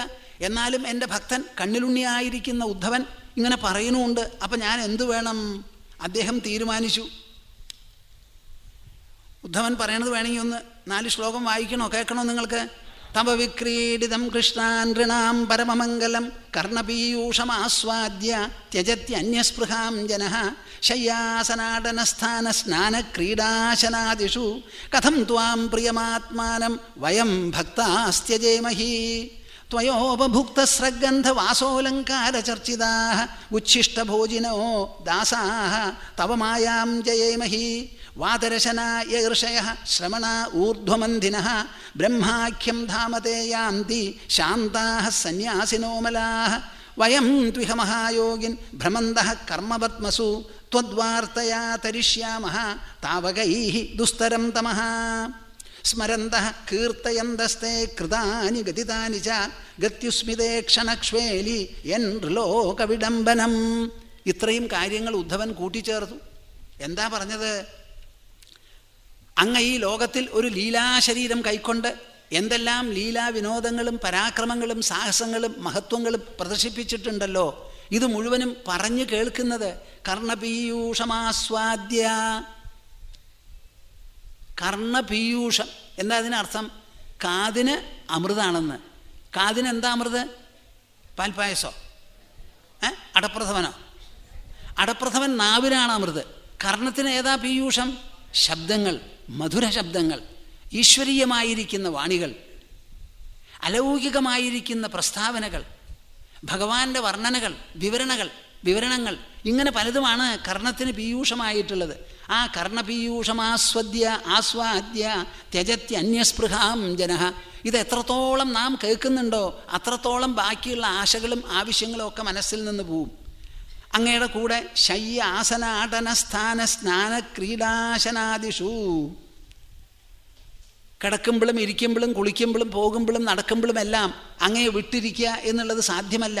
ഞങ്ങൾ ഭക്തന്മാരാണ്, അങ്ങ് ഞങ്ങൾക്ക് പ്രിയനാണ്. പ്രിയം ആത്മാനം. ഭാഗവതം ഒരു വാക്കും കൂടി കൊണ്ടുവച്ചു. എന്ത്? അങ്ങ് ഞങ്ങൾക്ക് പ്രിയനാണ്, മാത്രമല്ല ഞങ്ങളുടെ ആത്മാവാണ്. കേൾക്കുന്നുണ്ടോ? ഭഗവാനെ സംബന്ധിച്ച് എൻ്റെ ആത്മാവാണ് ഭഗവാൻ, എൻ്റെ ആത്മാവാണ് ഭഗവാൻ. അകന്നവനല്ല, വേർതിരിഞ്ഞവനല്ല, എപ്പോഴുമുള്ളവനാണ്. എൻ്റെ ഉള്ളിലുള്ള ആത്മസാന്നിധ്യം നിരന്തരമായ സാന്നിധ്യമാണ് എന്നിങ്ങനെ വിചാരിക്കണം. പിന്നെ ഞാൻ പറഞ്ഞ കാര്യങ്ങൾ ത്വയോപഭുക്ത സ്രഗന്ധ വാസോലങ്കാര ചർച്ചിതാഃ ഉച്ഛിഷ്ടഭോജിനോ ദാസാഃ തവ മായാം ജയേമഹി. നമ്മുടെ ഗുരുശിഷ്യ ബന്ധത്തിൽ ഏറ്റവും വിശേഷപ്പെട്ട ഒരു ഘടകമാണ്. വടക്കേ ഇന്ത്യയിൽ ഇപ്പോഴും കാണാം. ആരെങ്കിലും ഗുരുവൊക്കെ ഭക്ഷണം കഴിച്ചാൽ അതിൻ്റെ ഉച്ഛിഷ്ടം കഴിക്കുക ശിഷ്യന്മാർക്ക് വലിയ ഇഷ്ടമാണ്. സാധാരണ ആരും ചെയ്യില്ലല്ലോ. ഗുരുശിഷ്യ ബന്ധം എന്തിനാ? ഇഹലോക ബന്ധം മുഴുവൻ പോയി മനസ്സ് പരിപൂർണമായി പവിത്രമായി ദിവ്യമായി അലൗകികമായി അഭൗമമായി വൈകുണ്ഠമായി തീരണം നമ്മുടെ മനസ്സ്. അതാണ് ഉദ്ദേശം. അപ്പം അതിന് പ്രത്യേകമായി ആ ഗുരുഭക്തിയെ സൂചിപ്പിക്കുന്ന ചില ലക്ഷണങ്ങളുണ്ട്. അങ്ങനെയൊക്കെ ഞങ്ങൾ ചെയ്തു. ഞങ്ങൾ സാധാരണക്കാരെ എങ്ങനത്തെ വരാം? വാതരശന യർഷയ ശ്രവണ ഊർധ്വമന്ധിന ബ്രഹ്മാഖ്യം ധാമതേയാന്തി ശാന്ത സന്യാസിനോമലാ. സന്യാസിമാരുണ്ടല്ലോ, അവരൊക്കെ ഊർധ്വരേതസ്സുകളാണ്, ബ്രഹ്മചര്യം അനുഷ്ഠിക്കുന്നവരാണ്. പല സമയത്തും ഉപവാസമിരിക്കും, വായു മാത്രമേ കഴിക്കുള്ളൂ. അങ്ങനെയുള്ളവർക്ക് തപസ്സിനാലും തത്വമനനത്താലും നിധിധ്യാസനത്താലും ധ്യാനത്താലും സമാധി പരിശീലനത്താലും ബ്രഹ്മാഖ്യം ധാമതേയാന്തി, ബ്രഹ്മം ബ്രഹ്മം എന്ന് പറയുന്ന ആ വിശേഷപ്പെട്ട സ്ഥാനത്ത് അവർ എത്തിച്ചേരണു. ഞങ്ങൾക്ക് അതുപോലെയുള്ള കഠിന വ്രതങ്ങളോ തപസ്സുകളോ നിഷ്ഠകളോ സാധ്യമല്ല. ഞങ്ങൾ സാധാരണ മനുഷ്യരാണ്, പ്രാപഞ്ചികന്മാരാണ്. വയം ത്വിഹ മഹായോഗിൻ ഭ്രമന്തഃ കർമ്മവർത്മസു ത്വദ്വാർത്തയാ തരിഷ്യാമഃ താവകൈ ദുസ്തരം തമഃ. അങ്ങയുടെ ഭക്തന്മാരോട് കൂടി ചേർന്ന് ജീവിച്ച് അങ്ങ് പറയുന്ന വാക്കുകളും ബാക്കി കാര്യങ്ങളും ആലോചിച്ച് ഈ കർമ്മത്തിലും അതിലുമുള്ള ബന്ധങ്ങളെയെല്ലാം നീക്കി ഞങ്ങളങ്ങനെ മോചനം നേടാൻ ഇഷ്ടപ്പെടുന്നവരാണ്. അപ്പം ഞങ്ങളെപ്പോലെയുള്ളവർക്ക് അങ്ങയെപ്പോലെയുള്ള ഒരു മഹാത്മാവ്, പരമാത്മസ്വരൂപിയായ ഒരാൾ ഞങ്ങളുടെ മുൻപിൽ വേണം. സ്മരന്തഃ കീർത്തയന്തസ്തേ കൃതാനി ഗതിതാനി ച. അങ്ങയുടെ നടത്തം, അങ്ങയുടെ ഇരിപ്പ്, ഓട്ടം, ചാട്ടം, കള്ളത്തരം, കുസൃതി, കേൾക്കുന്നുണ്ടോ? പരിഹാസം, ഇതൊക്കെ ഞങ്ങൾക്ക് അമൃത് പോലെ ഞങ്ങൾ സ്മരിച്ചിരിക്കുന്നവരാണ്. ഉദ്ധവന് പറയാനുള്ളത് പറഞ്ഞു. എന്താ രത്നച്ചുരുക്കം? അങ്ങ് പോകുന്നയിടത്തേക്ക് എന്നെ കൊണ്ടുപോകുന്ന. ഏവം വിജ്ഞാപിതോ രാജൻ ഭഗവാൻ ദേവകീസുതഃ ഏകാന്തിനം പ്രിയം ഭൃത്യം ഉദ്ധവം സമഭാഷത. അപ്പോൾ ഉദ്ധവൻ്റെ ഈ വാക്കുകൾ കേട്ടപ്പോൾ ശ്രീകൃഷ്ണന് തോന്നി, ഇതിന് തക്കതായ മറുപടി കൊടുക്കാതെ പറ്റില്ലല്ലോ, കൊടുക്കാം. എന്നിട്ട് അദ്ദേഹം പറയുകയാണ്, ശ്രീ ഭഗവാൻ ഉവാച യഥാർത്ഥമാം മഹാഭാഗാ തച്ചികീർഷിതമേവ മേ ബ്രഹ്മാ ഭവോ ലോകപാലാഃ സ്വർവാസം മേഭികാംക്ഷിണഃ. ഉദ്ധവൻ പറഞ്ഞത് ശരി തന്നെ. ബ്രഹ്മാവ് മുതൽക്ക് ഇവിടെ വന്ന് പറഞ്ഞു കഴിഞ്ഞു, ഞാൻ തിരിച്ച് സ്വർഗത്തിലേക്ക് തന്നെ പോകണം, വൈകുണ്ഠത്തിലേക്ക് തന്നെ പോകണം, അവരെ എല്ലാവരെയും സനാഥരാക്കണം എന്ന് പറഞ്ഞു. മയാ നിഷ്പാദിതം ഹ്യത്ര ദേവകാര്യം അശേഷതഃ. ഞാൻ എന്തിനു വേണ്ടി ജനിച്ചോ ദേവൻ്റെ പരമേശ്വരൻ്റെ ആ കാര്യം കൃത്യമെല്ലാം നിർവഹിച്ചു കഴിഞ്ഞു. കുലം വൈ ശാപനിർദഗ്ധം നക്ഷ്യത്യ അന്യോന്യ വിഗ്രഹാത്. എൻ്റെ കുലമുണ്ടല്ലോ, പരസ്പരം കലഹിച്ച് അധികം താമസിക്കാതെ അവരെല്ലാവരും നശിച്ചു പോകും. നിങ്ങൾക്ക് പണമുണ്ടാവാം, കുട്ടികൾക്ക് ആ പണം എഴുതി കൊടുക്കാം, അല്ലെങ്കിൽ മറ്റു രൂപത്തിൽ കൊടുക്കാം. പക്ഷേ അത് ഉപയോഗിക്കുന്ന സമയത്ത് ആ കുട്ടികൾക്ക് സദ്ബുദ്ധിയും സദ്വിനിയോഗവും വേണം എന്ന് ഉറപ്പുവരുത്താൻ നിങ്ങളുടെ കയ്യിലോ വല്ല ഇൻഷുറൻസ് കമ്പനിയിലോ വല്ല ഇടപാടും ഉണ്ടോ? ഉണ്ടോ? അപ്പോൾ എപ്പോഴൊക്കെ നമ്മുടെ കുട്ടികളോ നമ്മുടെ വംശീയരോ തെറ്റായ മാർഗത്തിൽ സഞ്ചരിക്കണു, അവരുടെ ഉദ്ദേശം ഇംഗിതം ശരിയല്ല എന്ന് വന്നു, അപ്പോൾ കുരങ്ങൻ്റെ കയ്യിൽ പൂമാല കൊടുക്കുന്നത് മാതിരി നിങ്ങൾ ബാക്കിയുള്ള ധനങ്ങളും സമ്പത്തും കൊടുക്കാൻ പാടുണ്ടോ? പക്ഷേ നിങ്ങൾക്ക് കൊടുക്കാതിരിക്കാൻ പറ്റുമോ? കൃഷ്ണൻ അങ്ങനെയല്ല. ശരിയല്ല എന്ന് കണ്ടപ്പോൾ ഒക്കെ നശിപ്പിച്ചിട്ടാണ് പോകണത്. കുലം വൈ ശാപനിർദഗ്ധം നങ്ക്ഷ്യത്യ അന്യോന്യ വിഗ്രഹാത് സമുദ്ര സപ്തമേന്യേതാം പുരീം ച പ്ലാവയിഷ്യതി. 7ാമത്തെ ദിവസം ദ്വാരക മുഴുവനും സമുദ്രത്തിൻ്റെ ഉള്ളിലാവും. യർഹ്യേവായം മയാ ത്യക്തോ ലോകോയം നഷ്ടമംഗലഃ ഭവിഷ്യത്യജിരാത് സാധോ കലിനാപി നിരാകൃതഃ. ഞാനങ്ങോട്ട് പോയിക്കഴിഞ്ഞാൽ പിന്നെ ഈ ലോകത്തിൽ പ്രത്യേകിച്ചും ഉദ്ധവന് താമസിക്കാനൊന്നും പറ്റിയ സ്ഥലമാവില്ല. അതുകൊണ്ട് നവസ്തൈവം ത്വയൈവേഹ മയാത്യക്തേ മഹീതലേ ജനോ അധർമ്മരുചിർഭദ്ര ഭവിഷ്യതി കലൗയുഗേ. കലിയുഗത്തിൽ ജനങ്ങൾക്കെല്ലാം അശുഭവാസനകളും അക്രമവാസനകളും കൂടുതലാണ്, അതുകൊണ്ട് ഇവിടെ താമസിക്കാൻ നല്ലതല്ല എന്ന് പറഞ്ഞിട്ട് ഉദ്ധവൻ എന്ത് ചെയ്യണം എന്ന് പറയുകയാണ്. ഇതൊക്കെ മുഖപുരയാണ്. ഇനി ഇവിടുന്ന് അങ്ങോട്ട് കേട്ടോളൂ. കൃഷ്ണഭക്തി വൈരാഗ്യം ആവശ്യപ്പെടുന്നതാണ് എന്നാണല്ലോ നമ്മുടെ ശീർഷകം. ആ കൃഷ്ണഭക്തി, നിങ്ങളെല്ലാം കൃഷ്ണനെ ഭജിക്കുന്നവരാണ്, ഈശ്വരനെയോ ദേവിയോ ഭജിക്കുന്നവരാണ്. ആ ഭജനയിൽ വൈരാഗ്യം എന്ന് പറയുന്ന ഒരു ഘടകം വളരെ അത്യാവശ്യമാണ്. ശ്രീമദ് ഭാഗവതം 3 സാധനങ്ങളാണ് ഉറപ്പിച്ച് പറയണതും വളർത്തിക്കൊണ്ടുവരണതും. ഭക്തി, വിരക്തി, ഭഗവത് പ്രബോധം. ഭഗവാനോട് ഭക്തി, ഭഗവാൻ അല്ലാത്തതിനോട് വിരക്തി, ഭഗവത് പ്രബോധം, ഭഗവത് സാക്ഷാത്കാരം. ഇതെല്ലാം വിവരിച്ച് ശ്രോതാക്കളിലും അനുവാചകരിലും ധാരാളം ഉത്പാദിപ്പിച്ചുകൊണ്ട്, രചിച്ചുകൊണ്ട്, സൃഷ്ടിച്ചുകൊണ്ട്, തൊടുത്തുവിട്ടുകൊണ്ട്, പ്രസരിപ്പിച്ചുകൊണ്ട്, അങ്ങനെയാണ് ഭാഗവതത്തിൻ്റെ പോക്ക്. അപ്പം അദ്ദേഹം പറയുകയാണതാ, ത്വം തു സർവം പരിത്യജ്യ സ്നേഹം സ്വജനബന്ധുഷു മയ്യാവേശ്യ മനസ്സമ്യക് സമദൃഗ് വിചരസ്വഗാം. ത്വം തു സർവം പരിത്യജ്യ. ഉദ്ധവ ഉദ്ധവ ഉദ്ധവ, അങ്ങ് എന്തു വേണം? എന്നോട് പറഞ്ഞില്ലേ, ഞാൻ പോകുമ്പോൾ കൂട്ടിക്കൊണ്ടുപോകുമെന്ന് പറഞ്ഞില്ലേ? അത് സാധ്യമല്ല. എൻ്റെ ശരീരം വീണു. അത് എവിടേക്കാ പോണത്? വാസ്തവത്തിൽ ഒരു സ്ഥലത്തേക്കും പോകുന്നില്ല. ഒരു കുടം പൊട്ടിയാൽ കുടത്തിൻ്റെ ഉള്ളിലുള്ള ആകാശം, കുടം പൊട്ടിയാൽ കുടത്തിൻ്റെ ഉള്ളിലുള്ള ആകാശം അവിടുന്ന് പതുക്കെ പുറപ്പെട്ട് കുടയും വടിയുമായി പോയി. അങ്ങനെയുണ്ടോ? കുടത്തിൽ വെള്ളം ഉണ്ടെങ്കിൽ അത് പൊട്ടിയാൽ അത് ഒഴുകും. വെള്ളം സർവ്വവ്യാപിയല്ല. സർവ്വവ്യാപിയും അതിസൂക്ഷ്മവുമായിരിക്കുന്ന ആകാശമുണ്ടല്ലോ, അത് കുടത്തിൻ്റെ ഉള്ളിലും ആ കുടത്തിൻ്റെ മതിലിലും പുറത്തുമൊക്കെ ഒരുപോലെയാണ്. അപ്പോൾ കുടം പൊട്ടിയാൽ ആകാശം പുറത്തു പോവില്ല. പോവോ? വായു പുറത്തു പോവാം, വെള്ളം പുറത്തു പോകാം, മണ്ണ് പുറത്തു പോകാം, പക്ഷേ ആകാശം പുറത്തു പോവില്ല. അതുകൊണ്ട് കൃഷ്ണ പരമാത്മാവിൻ്റെ ശരീരം വീണു എന്ന് വെച്ചാൽ കൃഷ്ണൻ ആ ശരീരം വിട്ട് അങ്ങനെ പോവാം? സത്യമതല്ല. അതുകൊണ്ട് എന്താ വേണ്ടത്? ഞാനൊരു കാര്യം ചെയ്യാം. ഉദ്ധവനുള്ള വിഷമം എന്താ? ഞാൻ പോവുമല്ലോ, ഉദ്ധവൻ ഒറ്റയ്ക്കാവൂല്ലോ എന്നല്ലേ? ഞാൻ ഇരിക്കുമ്പോൾ തന്നെ ഉദ്ധവ എന്നെ വിട്ടിട്ട് അങ്ങ് പോയി കളയൂ. എന്താ ഇപ്പം ഇതിന് വിരോധം? ഞാൻ പോയി അങ്ങ് ബാക്കി വന്നാലാണല്ലോ അങ്ങയ്ക്ക് വിഷമം. ഞാനുള്ളപ്പോൾ തന്നെ എന്നെ വിട്ടിട്ട് ഉദ്ധവൻ പോയി കളയൂ. നരനാരായണ പർവ്വതങ്ങൾക്കിടയിൽ ചെന്ന് ബദരികാശ്രമത്തിൽ ചെന്നിരുന്ന് എന്നെ വിചാരിച്ച് തപസ് ചെയ്യൂ. അപ്പം അങ്ങാണല്ലോ മനഃപൂർവ്വം എന്നെ വിട്ടു പോണത്. അപ്പം ബുദ്ധിമുട്ടില്ല എന്ന് പറഞ്ഞു. അതിനുള്ള വഴി പറയുകയാണ്. ത്വം തു സർവം പരിത്യജ്യ സ്നേഹം സ്വജനബന്ധുഷു. സ്വജനങ്ങളോടും ബന്ധുക്കളോടുമുള്ള സ്നേഹം പരിപൂർണമായി മനസ്സിൽ നിന്ന് എടുത്ത് എല്ലാറ്റിനെയും അങ്ങോട്ട് വിടൂ. എങ്ങനെ വിടും? സ്നേഹത്തിനെ അങ്ങനെ എടുത്തങ്ങോട്ട് ഇങ്ങനെ വിടാൻ പറ്റുമോ? പറ്റില്ല. ഒറ്റ കാര്യം ചെയ്താൽ മതി. കുടത്തിൽ വെള്ളം നിറയ്ക്കുമ്പോൾ കുടത്തിൻ്റെ ഉള്ളിലുള്ള കാറ്റ് തന്നെ പുറത്തേക്ക് പൊക്കോളും. അതുമാതിരി മയ്യാവേശ്യ മനസ്സമ്യക് സമദൃഗ് വിചരസ്വഗാം. മനസ്സിൽ എന്നെ മാത്രം ആവേശിപ്പിച്ച് നിറയ്ക്കൂ. കൃഷ്ണമയമായി തീരട്ടെ മനസ്സ്. ഇപ്പോൾ കൃഷ്ണൻ എന്ന് പറഞ്ഞ് പുറത്തൊരു ശരീരത്തിനെയാണല്ലോ കാണുന്നത്. ആ ശരീരം ജഡമല്ല, അത് ഇപ്പോൾ ചേതനാത്മകമാണ്. അപ്പം ശരീരത്തെ ചേതനാത്മകമായി സചേതനമാക്കി നിർത്തുന്നത് ശരീരമോ അതോ ശരീരമല്ലാത്ത ചേതനയോ? മനസ്സിലാവുന്നുണ്ടോ നിങ്ങൾക്ക്? നമ്മൾക്കൊരു ശരീരമുണ്ടെന്നുള്ളത് സമ്മതിച്ചു. പക്ഷേ ആ ശരീരത്തെ ജീവനോടുകൂടി ഇരിക്കുന്നു എന്ന് പറയണമെങ്കിൽ അതിൽ ചൂടും വേർപ്പും ശ്വാസോച്ഛ്വാസവും മനസ്സും ചിന്തയും ആശയങ്ങളും അറിവും എല്ലാം ഉണ്ടാവണ്ടേ? ഇതൊക്കെ ഉണ്ടാക്കി തീർക്കുന്നത് മാംസപിണ്ഡമാണോ അതോ ചേതനാത്മകമായിരിക്കുന്ന ചേതനയുടെ സ്ഫുരണമായിരിക്കുന്ന മനസ്സും ബുദ്ധിയുമോ? അപ്പോൾ വാസ്തവത്തിൽ ഈ കൃഷ്ണൻ ആരാ? ഈ ചേതനാത്മകമാണ്, ചേതനയാണ്. ആ ചേതനാത്മകമായിരിക്കുന്ന കൃഷ്ണനെ മയ്യാവേശ്യ മനസ്സമ്യക്. ആ കൃഷ്ണ പരമാത്മാവിനെ മനസ്സിൽ ആവേശപൂർവ്വം നിർത്തി സമ്യക് നല്ല പോലെ. അപ്പോൾ മനസ്സിലിപ്പോൾ എന്തായിരിക്കണം വിചാരം? കൃഷ്ണൻ കൃഷ്ണൻ കൃഷ്ണൻ കൃഷ്ണൻ.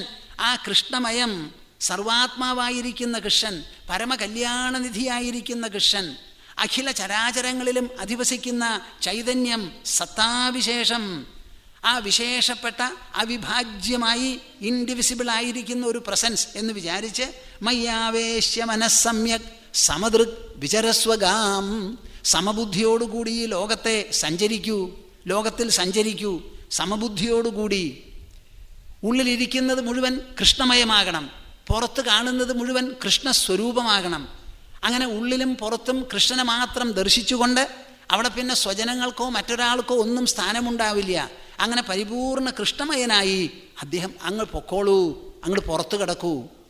ഇത് സാധ്യമാണോ എന്ന് ചോദിച്ചാൽ കേട്ടോളൂ. യദിദം മനസാ വാചാ ചക്ഷുർഭ്യാം ശ്രവണാദിഭിഃ നശ്വരം ഗൃഹ്യമാണം ച വിദ്ധിമായാ മനോമയം. ഇതാണ് അതിൻ്റെ ദാർശനിക പാരമാർത്ഥിക സ്വഭാവം. എന്താ? യദിദം മനസാ വാചാ ചക്ഷുർഭ്യാം ശ്രവണാദിഭിഃ. ഈ ലോകം എന്ന് പറയുന്നത് എന്താ? ദൃശ്യപ്രപഞ്ചം, ഐന്ദ്രിയ പ്രപഞ്ചം. ഐന്ദ്രിയ പ്രപഞ്ചം എന്ന് പറയുന്നത് എന്തുകൊണ്ടാണ്? നമ്മുടെ കണ്ണുകൊണ്ട് നോക്കുമ്പോൾ ഇവിടെ രൂപങ്ങളും ആകൃതികളുമുണ്ട്. ചെവി കൊണ്ട് സമീപിക്കുമ്പോൾ ഇവിടെ ശബ്ദപടലങ്ങളുണ്ട്. മൂക്ക് കൊണ്ട് നോക്കിയാൽ വാസനകൾ അനവധിയുണ്ട്. നാവ് കൊണ്ട് നോക്കിയാൽ രുചിഭേദങ്ങളുണ്ട്. ത്വക്ക് കൊണ്ട് നോക്കിയാൽ സ്പർശ വിഷയങ്ങളുമുണ്ട്. അങ്ങനെ ശബ്ദം, സ്പർശം, രസം, രൂപം, ഗന്ധം എന്നിവ പ്രകടമാകുന്ന ഒരു പ്രപഞ്ചമാണിത്. ഇത് മുഴുവനും എങ്ങനെയാ പ്രകടമാകുന്നത്? യദിദം മനസാ വാച ചക്ഷുർഭ്യാം ശ്രവണാദിഭിഃ, മനസ്സുകൊണ്ടോ വാക്കുകൊണ്ടോ കണ്ണുകൾ കൊണ്ടോ കാതുകൾ കൊണ്ടോ ഇവിടെ എന്തെല്ലാം അനുഭവിക്കപ്പെടുന്നുവോ. മനസ്സിലായോ? എത്ര തവണ പറയണം? ഒരുത്തന് കണ്ണില്ല, മൂക്കുമില്ല, കാതുമില്ല, നാവുമില്ല, ത്വക്കുമില്ല. ആ ആൾക്ക് രോഗമുണ്ടോ? എന്താ മിണ്ടാതെ? നിങ്ങളുടെ കണ്ണ് പൊത്തി, മൂക്കും പൊത്തി, നാവും ബന്ധിച്ചു, തൊലിയും വരിഞ്ഞു കെട്ടി, ഇങ്ങനെയൊക്കെ ആയിട്ട് നിങ്ങളോട് ലോകത്തിൽ നടക്കാൻ പറഞ്ഞാൽ നിങ്ങൾക്ക് എന്തെങ്കിലും ഒന്നും ഉണ്ടെന്ന് തോന്നുമോ? തോന്നില്ല. അപ്പോൾ ഈ ലോകം മുഴുവനും നമ്മുടെ ഇന്ദ്രിയങ്ങൾ രചിക്കുന്നതാണ്. ഇന്ദ്രിയങ്ങൾ രചിക്കുന്നതാണ്, സൃഷ്ടിക്കുന്നതാണ്, ഉണ്ടാക്കുന്നതാണ്. നശ്വരം ഗൃഹ്യമാണം ച, ഇത് മുഴുവനും നശ്വരമാണ്. എന്ത്? നാം കാണുന്ന ഭൂമി, നാം കാണുന്ന സൂര്യൻ, നാം കാണുന്ന ചന്ദ്രൻ. സൂര്യനെയൊക്കെ ഋഗ്വേദത്തിൽ സ്തുതിക്കുന്നുണ്ട്. എന്തൊക്കെ സ്തുതിച്ചാലും സൂര്യൻ നശ്വരമാണ്. ഇന്ദ്രനെ സ്തുതിക്കുന്നുണ്ട്, ഇന്ദ്രനും നശ്വരമാണ്. ബ്രഹ്മാവും നശ്വരമാണ്. നശ്വരം ഗൃഹ്യമാണം ച വിദ്ധി മായാമനോമയം. ഈ കാണുന്നത് മുഴുവൻ മായാമനോമയം. മായാമനോമയം ഒന്ന് പറയൂ. ഇത് മുഴുവനും മനോമയമാണ്. ഇപ്പം നമ്മുടെ സ്ഥിതി എന്താ? നമ്മുടെ മനസ്സ് ലോകമയമാണ്. മനസ്സ് മനസ്സിലായില്ല തോന്നുന്നു. ചെറുപ്പം മുതൽക്ക് തന്നെ കണ്ട് കണ്ട് കണ്ട് കേട്ട് കേട്ട് കേട്ട് മണത്ത് മണത്ത് മണത്ത് ഒക്കെ അതായിരിക്കുക നമ്മുടെ മനസ്സ്. കൃഷ്ണൻ ഇവിടെ പറയണു, ഈ കാണുന്ന വസ്തുക്കൾ മുഴുവൻ മനസ്സങ്കല്പിതങ്ങളാണ്, മനോമയമാണ്. ഇവിടെ കാണുന്നത് മുഴുവൻ, ആ കാണുന്നത് മുഴുവൻ മനോമയമാണെന്ന് മാത്രമല്ല, വാസ്തവികമായിട്ടുള്ളതല്ല, വസ്തുനിഷ്ഠമല്ല, മായാമയമാണത്. ഇങ്ങനെയുള്ള ഒരു മായാമയ പ്രപഞ്ചം എങ്ങനെ ഉണ്ടായി എന്ന് ചോദിച്ചാലോ, പുംസോ അയുക്തസ്യ നാനാർത്ഥോ ഭ്രമസ്സ ഗുണദോഷഭാഗ് കർമാകർമ്മ വികർമ്മേതി ഗുണദോഷധിയോഭിത. നിങ്ങൾ കേൾക്കണുണ്ടോ? അത് കേൾക്കാൻ രസം തോന്നുന്നുണ്ടോ? എല്ലാവരും ഒന്നാന്തരം അനുഭവസിദ്ധമായിരിക്കുന്ന ദാർശനിക വിഷയങ്ങളാണ് പറയുന്നത്. ഭക്തി ഉണ്ടെങ്കിൽ മനസ്സിലാവും, ഭക്തി ഇല്ലെങ്കിലോ ചിലപ്പോൾ ഇത്തിരി വൈമുഖ്യമൊക്കെ തോന്നും. പുംസോ അയുക്തസ്യ നാനാർത്ഥഃ.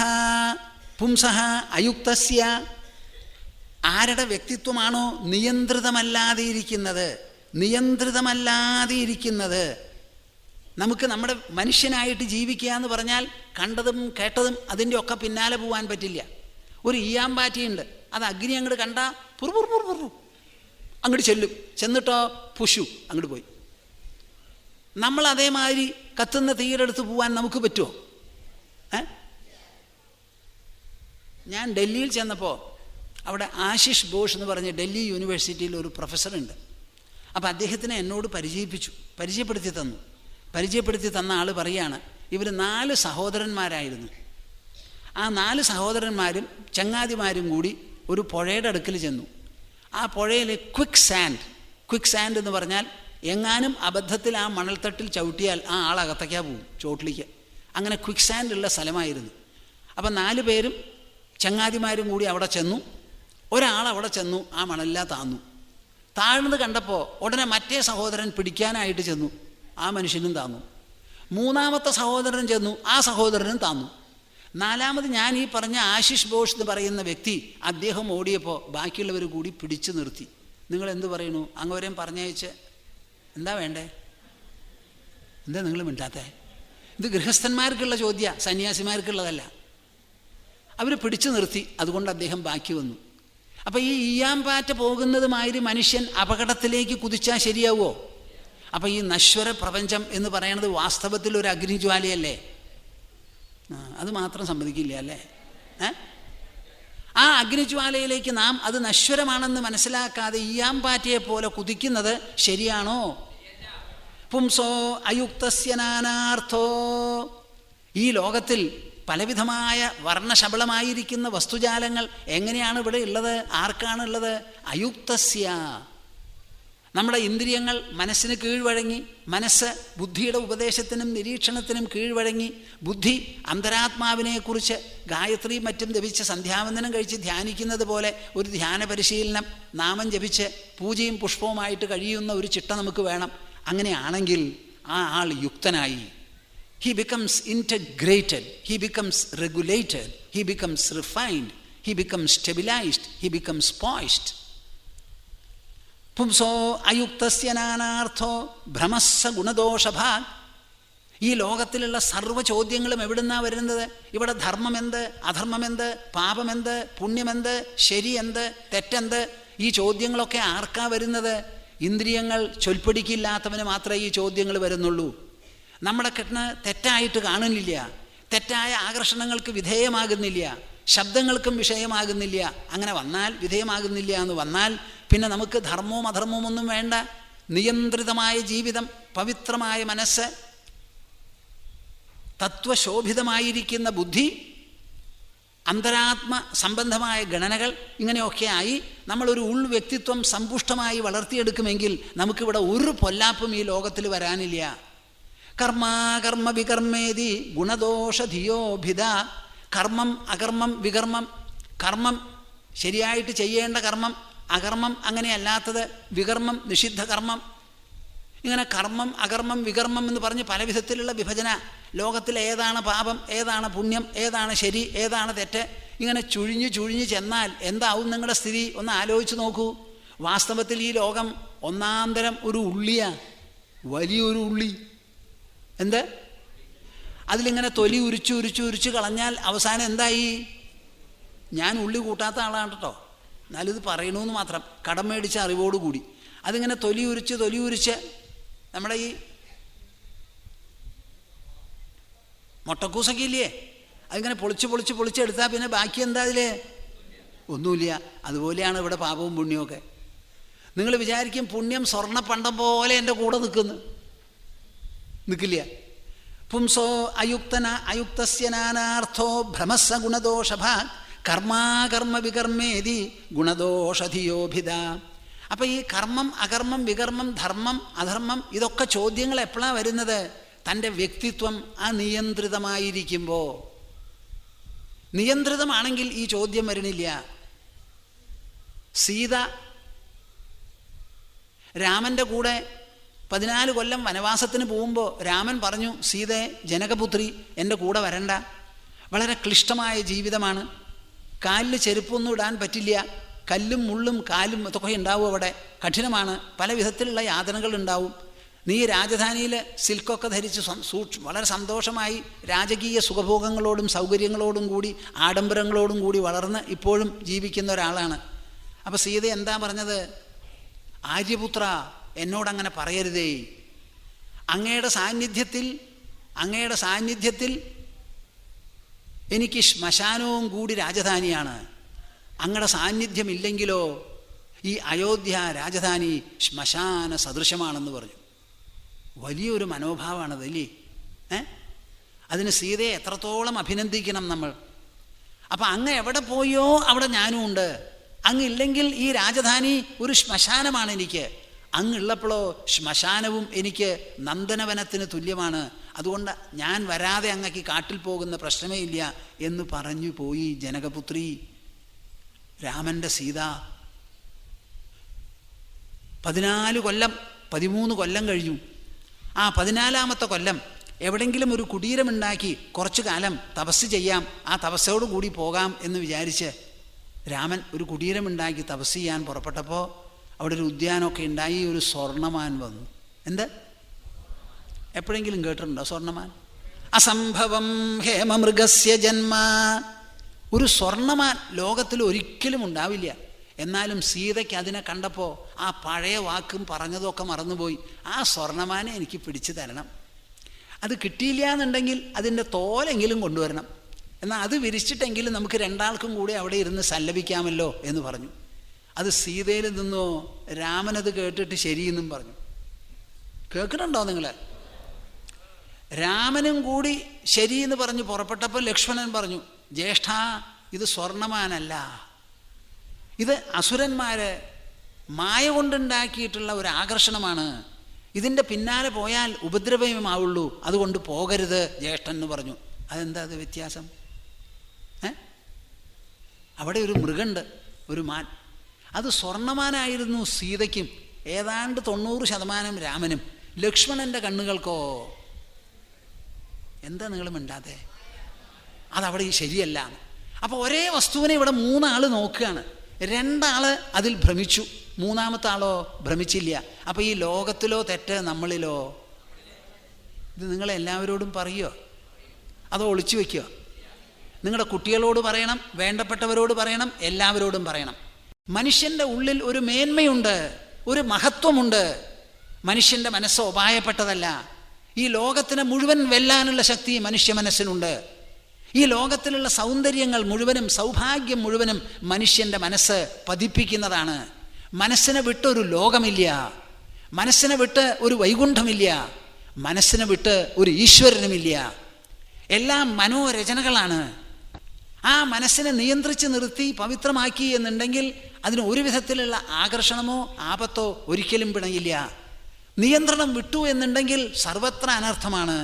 തസ്മാത് യുക്തേന്ദ്രിയഗ്രാമോ യുക്തചിത്ത ഇദം ജഗത് ആത്മനീക്ഷസ്വവിതം ആത്മാനം മൈ അധീശ്വരേ. കേൾക്കുന്നുണ്ടോ നിങ്ങൾ? അതുകൊണ്ട് ഇത്രയും പറഞ്ഞതിന് ശേഷം പറയാണ്, തസ്മാത് യുക്തേന്ദ്രിയഗ്രാമോ, ഇന്ദ്രിയഗ്രാമം, ഇന്ദ്രിയ സമൂഹത്തെ മുഴുവനും വേണ്ടതുപോലെ നിയന്ത്രിച്ച് നിയമനം ചെയ്ത് നിർത്തൂ. യുക്തചിത്ത ഇദം ജഗത്, മനസ്സിനെയും നിയന്ത്രിച്ച് ഇതം ജഗത്, ഈ ലോകത്തെ ആത്മനി ഈക്ഷസ്വ വിദതം ആത്മാനം മൈ അധീശ്വരേ. നിങ്ങൾക്കിത് കേൾക്കാൻ രസം തോന്നുന്നുണ്ടോ? നിങ്ങളുടെ ഉൾവൈഭവമാണ് ഞാനിവിടെ പറയുന്നത്, ഭഗവാന്റെ വൈഭവമല്ല. അത് പറഞ്ഞു കഴിഞ്ഞു. ഇവിടെ ശ്രീകൃഷ്ണൻ ഉദ്ധവനോട് പറയുകയാണ്. ഭഗവാന്റെ പ്രതിനിധിയായോ ഭഗവാനായോ കൃഷ്ണൻ ഉദ്ധവനെ അറിയിപ്പിക്കുകയാണ്. ഈ ലോകം മുഴുവനും ഇന്ദ്രിയങ്ങളെ നിയന്ത്രിച്ച് ആത്മനി ഈക്ഷസ്വ വിതതം, ആത്മനി ഈക്ഷസ്വ വിതതം. കാണുന്നവൻ്റെ അന്തരംഗത്തിൽ വിശാലമായി സ്ഫുരിക്കുന്നതാണ് ഈ ലോകം മുഴുവനും. കാണുന്നവൻ്റെ അന്തരംഗത്തിന് വിട്ട് ഈ ലോകത്തിന് ഒരു നിലനിൽപ്പ് ഇല്ല, ഇല്ല, ഇല്ല. കാഴ്ച എവിടുന്ന് തുടങ്ങണു?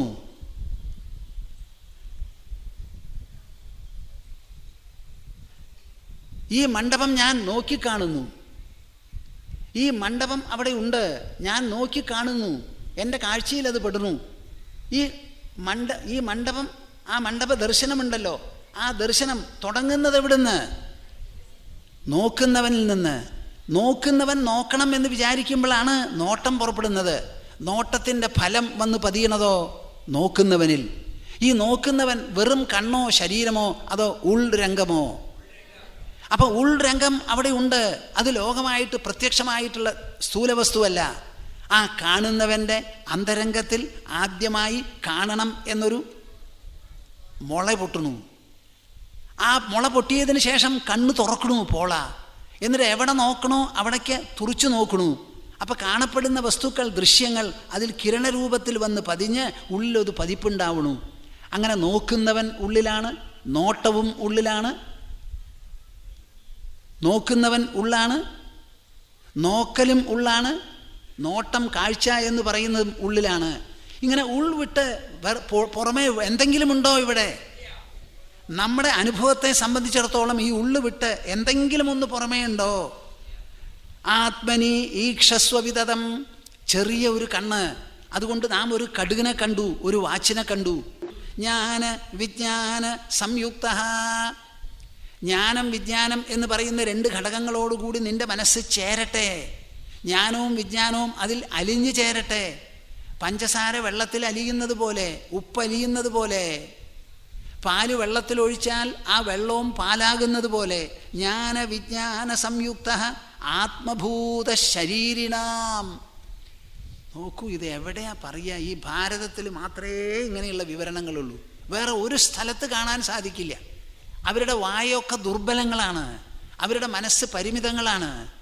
ഇവിടെ മാത്രമേ ഇങ്ങനെ കാണുള്ളൂ. ആത്മഭൂത ശരീരിണാം. നിങ്ങൾ വിചാരിക്കണു ശരീരത്താൽ പരിമിതമാണ് തൻ്റെ വ്യക്തിത്വമെന്ന്. തൻ്റെ വ്യക്തിത്വം ശരീരത്തിനെയൊക്കെ ഭേദിച്ച് കവച്ചു വെച്ച് എല്ലായിടത്തും വ്യാപിച്ചു കിടക്കുന്നതാണ്. അപ്പം തൻ്റെ ആത്മാവിനെ ശരീരമുള്ളത് എല്ലാറ്റിൻ്റെയും ആത്മാവായി കണ്ട് ആത്മാനുഭവതുഷ്ടാത്മാ, തൻ്റെ ആത്മാവിനെ നേരിട്ട് ഉണർന്ന് നുണഞ്ഞ് നുകർന്ന് അനുഭവിച്ച് ആ അനുഭവം കൊണ്ട് സന്തുഷ്ടനായി നാന്തരായൈർവിഹന്യസേ. അപ്പം ഈ ലോകത്തിൽ ഒരു വിധത്തിലുള്ള അന്തരായങ്ങളും ബുദ്ധിമുട്ടുകളും പ്രകൃതികളും വിഷമങ്ങളും ഉണ്ടാവില്ല. ആത്മസന്തുഷ്ടി ഒന്ന് മാത്രമേ ഈ ലോക ദുരിതങ്ങൾക്ക് പരിഹാരമായിട്ടുള്ളൂ. ആത്മാനുഭവതുഷ്ടാത്മാ നാന്തരായൈർവിഹന്യസേ. ശ്രീകൃഷ്ണന് പറയാനുള്ളതൊക്കെ സംക്ഷിപ്ത രൂപത്തിൽ പറയുകയാണ്. ദോഷബുദ്ധ്യോ ഭയാതീതോ നിഷേധാന്ന നിവർത്തതേ ഗുണബുദ്ധ്യാച വിഹിതം ന കരോതി യഥാർഭകഃ. നിങ്ങൾക്ക് ഭക്തിയും ഈശ്വരവിശ്വാസവും വർദ്ധിക്കും തോറും ഈ ലോകത്തിലുള്ള നാനാത്വത്തോടുള്ള ഭ്രമം, പല വസ്തുക്കളോടുള്ള ഭ്രമം നശിച്ചു പോകും. അങ്ങനെ ഭ്രമത്തിൽ നിന്ന് മുക്തമായ മനസ്സുണ്ടല്ലോ, കുലുങ്ങില്ല, അനങ്ങില്ല, ഭ്രമിക്കില്ല. അതിനെ കവച്ചു വയ്ക്കാൻ ഇഹലോകത്തിലോ പരലോകത്തിലോ ഒരു നേട്ടവുമില്ല. കൃഷ്ണൻ ഗീതയിൽ പറയുന്നത് പോലെ യം ലബ്ധ്വാ ചാപരം ലാഭം മന്യതേനാധികം തതഃ യസ്മിൻ സ്ഥിതോ ന ദുഃഖേന ഗുരുണാപി വിചാല്യതേ. എന്ത് കിട്ടിയിട്ടാണോ അതിനെ കവച്ചു വയ്ക്കാവുന്ന ഒരു ലാഭം ഈ ലോകത്തിൽ ഇല്ല എന്ന് നിങ്ങൾക്ക് തോന്നുന്നത്? യം ലബ്ധ്വാ ചാപരം ലാഭം മന്യതേനാധികം തതഃ യസ്മിൻ സ്ഥിതോ ന ദുഃഖേന ഗുരുണാപി വിചാല്യതേ. ഏതിൽ ഉറച്ചിരുന്നതിന് ശേഷമാണോ അതികഠിനമായ ദുഃഖം പോലും നിങ്ങളുടെ മനസ്സിനെ ഇളക്കാതെയും മറിക്കാതെയും ഇരിക്കുന്നത്? തം വിദ്യാത് ദുഃഖ സംയോഗ വിയോഗം യോഗസംജിതം. അതാണ് ആന്തരമായിരിക്കുന്ന യോഗസ്ഥിതി, ആത്മസാക്ഷാത്കാരം. അങ്ങനെ ഒരു നില വന്നാൽ ദോഷബുദ്ധ്യോ ഭയാതീതോ നിഷേധാന്ന നിവർത്തതേ. ഞാൻ പറയട്ടേത്, കേൾക്കോ, ചിന്തിക്കോ? മുഴുവനും മനസ്സിലായില്ലെങ്കിൽ ഇരിക്കട്ടെ. ഒരു ഭൂമാനന്ദ സ്വാമിജി വന്ന് പറഞ്ഞു, അങ്ങ് കേട്ടു, ഞങ്ങൾക്ക് മനസ്സിലായില്ല, എന്നാലും ഇരിക്കട്ടെ, തലോണയുടെ ചോട്ടിലെങ്കിലും. എന്താണത്? ദോഷബുദ്ധ്യോ ഭയാതീതോ. ഈ ലോകത്തിൽ എല്ലാവരും ഉഭയം എന്ന് പറഞ്ഞാൽ രണ്ട്: നല്ലത് ചീത്ത, പാപം പുണ്യം, ഇന്ന് നാളെ, സ്വർഗം നരകം, ഇങ്ങനെയുള്ള ഇരട്ടയിലാണ് നമ്മൾ കിടന്ന് കളിക്കുന്നത്. ആ ഇരട്ട എന്നുള്ള നിലം ഉഭയ എന്നുള്ള നിലയ്ക്ക് നിന്ന് മനസ്സ് അങ്ങോട്ട് ട്രാൻസെൻഡ് ചെയ്യും, മുകളിലേക്ക് പോകും. അങ്ങനെ ഉഭയാതീതനായി ദോഷബുദ്ധ്യാ നിഷേധാന്ന നിവർത്തതേ. എന്തെങ്കിലും ഒന്നിൽ ദോഷമുണ്ട് എന്ന് തോന്നി അതിൽ നിന്ന് പിൻവലിയുന്നില്ല. കേൾക്കണുണ്ടോ നിങ്ങളെ? ഞാൻ പാപം ചെയ്യണില്ല. എന്താ കാരണം?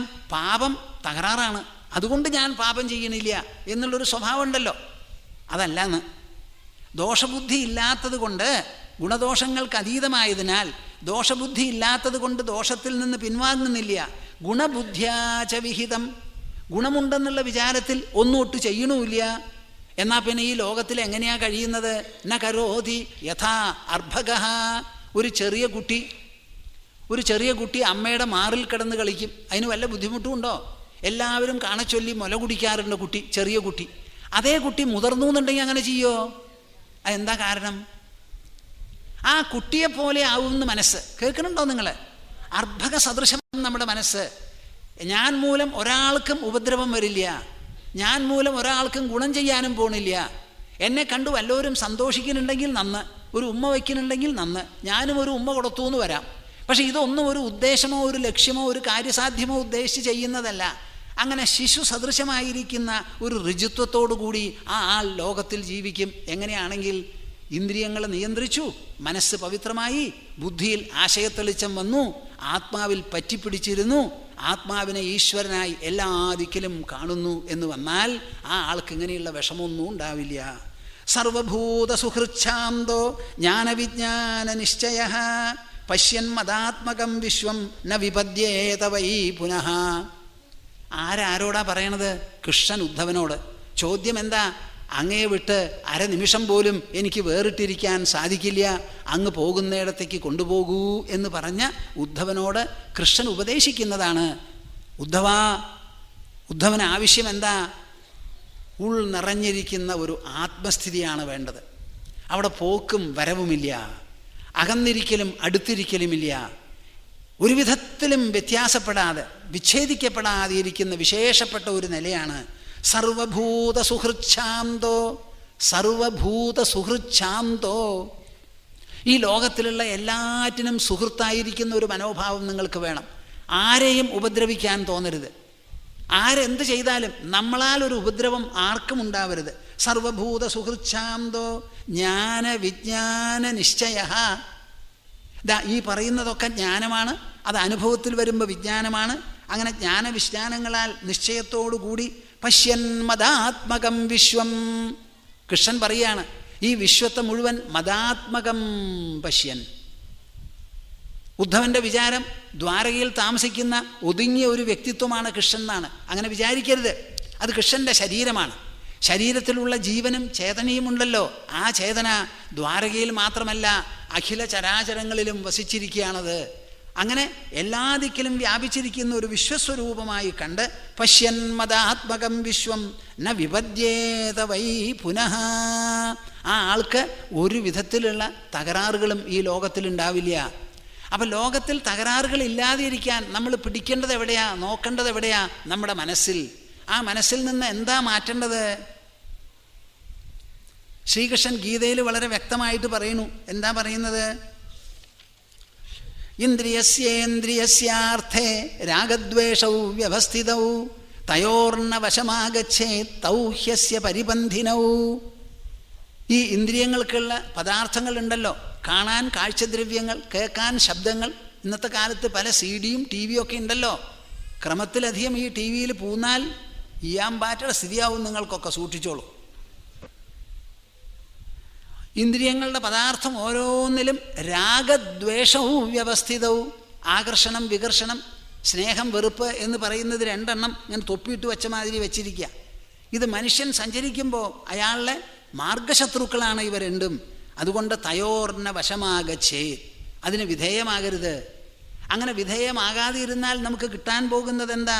കാമക്രോധവിയുക്താനാം യതീനാം യതചേതസാം അഭിതോ ബ്രഹ്മനിർവാണം വർത്തതേ വിദിതാത്മനാം. കാമക്രോധവിയുക്താനാം, കാമങ്ങളും ക്രോധങ്ങളും അത് മനസ്സിൽ നിന്ന് അങ്ങോട്ട് പോയി എന്നുണ്ടെങ്കിൽ യതീനാം യതചേതസാം. ഈ സന്യാസം എടുക്കുന്നത് വെറുതെയാണെന്നാണ് നിങ്ങളുടെ വിചാരം. എന്ത്? വീട്ടിലുള്ളവരെ ഒക്കെ എടുക്കാൻ പറഞ്ഞു, അല്ലെങ്കിൽ ഇഷ്ടപ്പെട്ടില്ല. അങ്ങനെയൊന്നുമല്ല. സന്യാസം ഒരു കൊതി കൊണ്ടാണ് എടുക്കണത്, ഒരു നിശ്ചയം കൊണ്ട്. എന്താ? എൻ്റെ മനസ്സ് ശുദ്ധ നിർമ്മലമാകണം. അതെങ്ങനെ ശുദ്ധ നിർമ്മലമാകണം? ബ്രഹ്മനിർവാണം എന്ന് പറയുന്നത് എൻ്റെ ചുറ്റും ഇങ്ങനെ ഉണ്ടാവണം.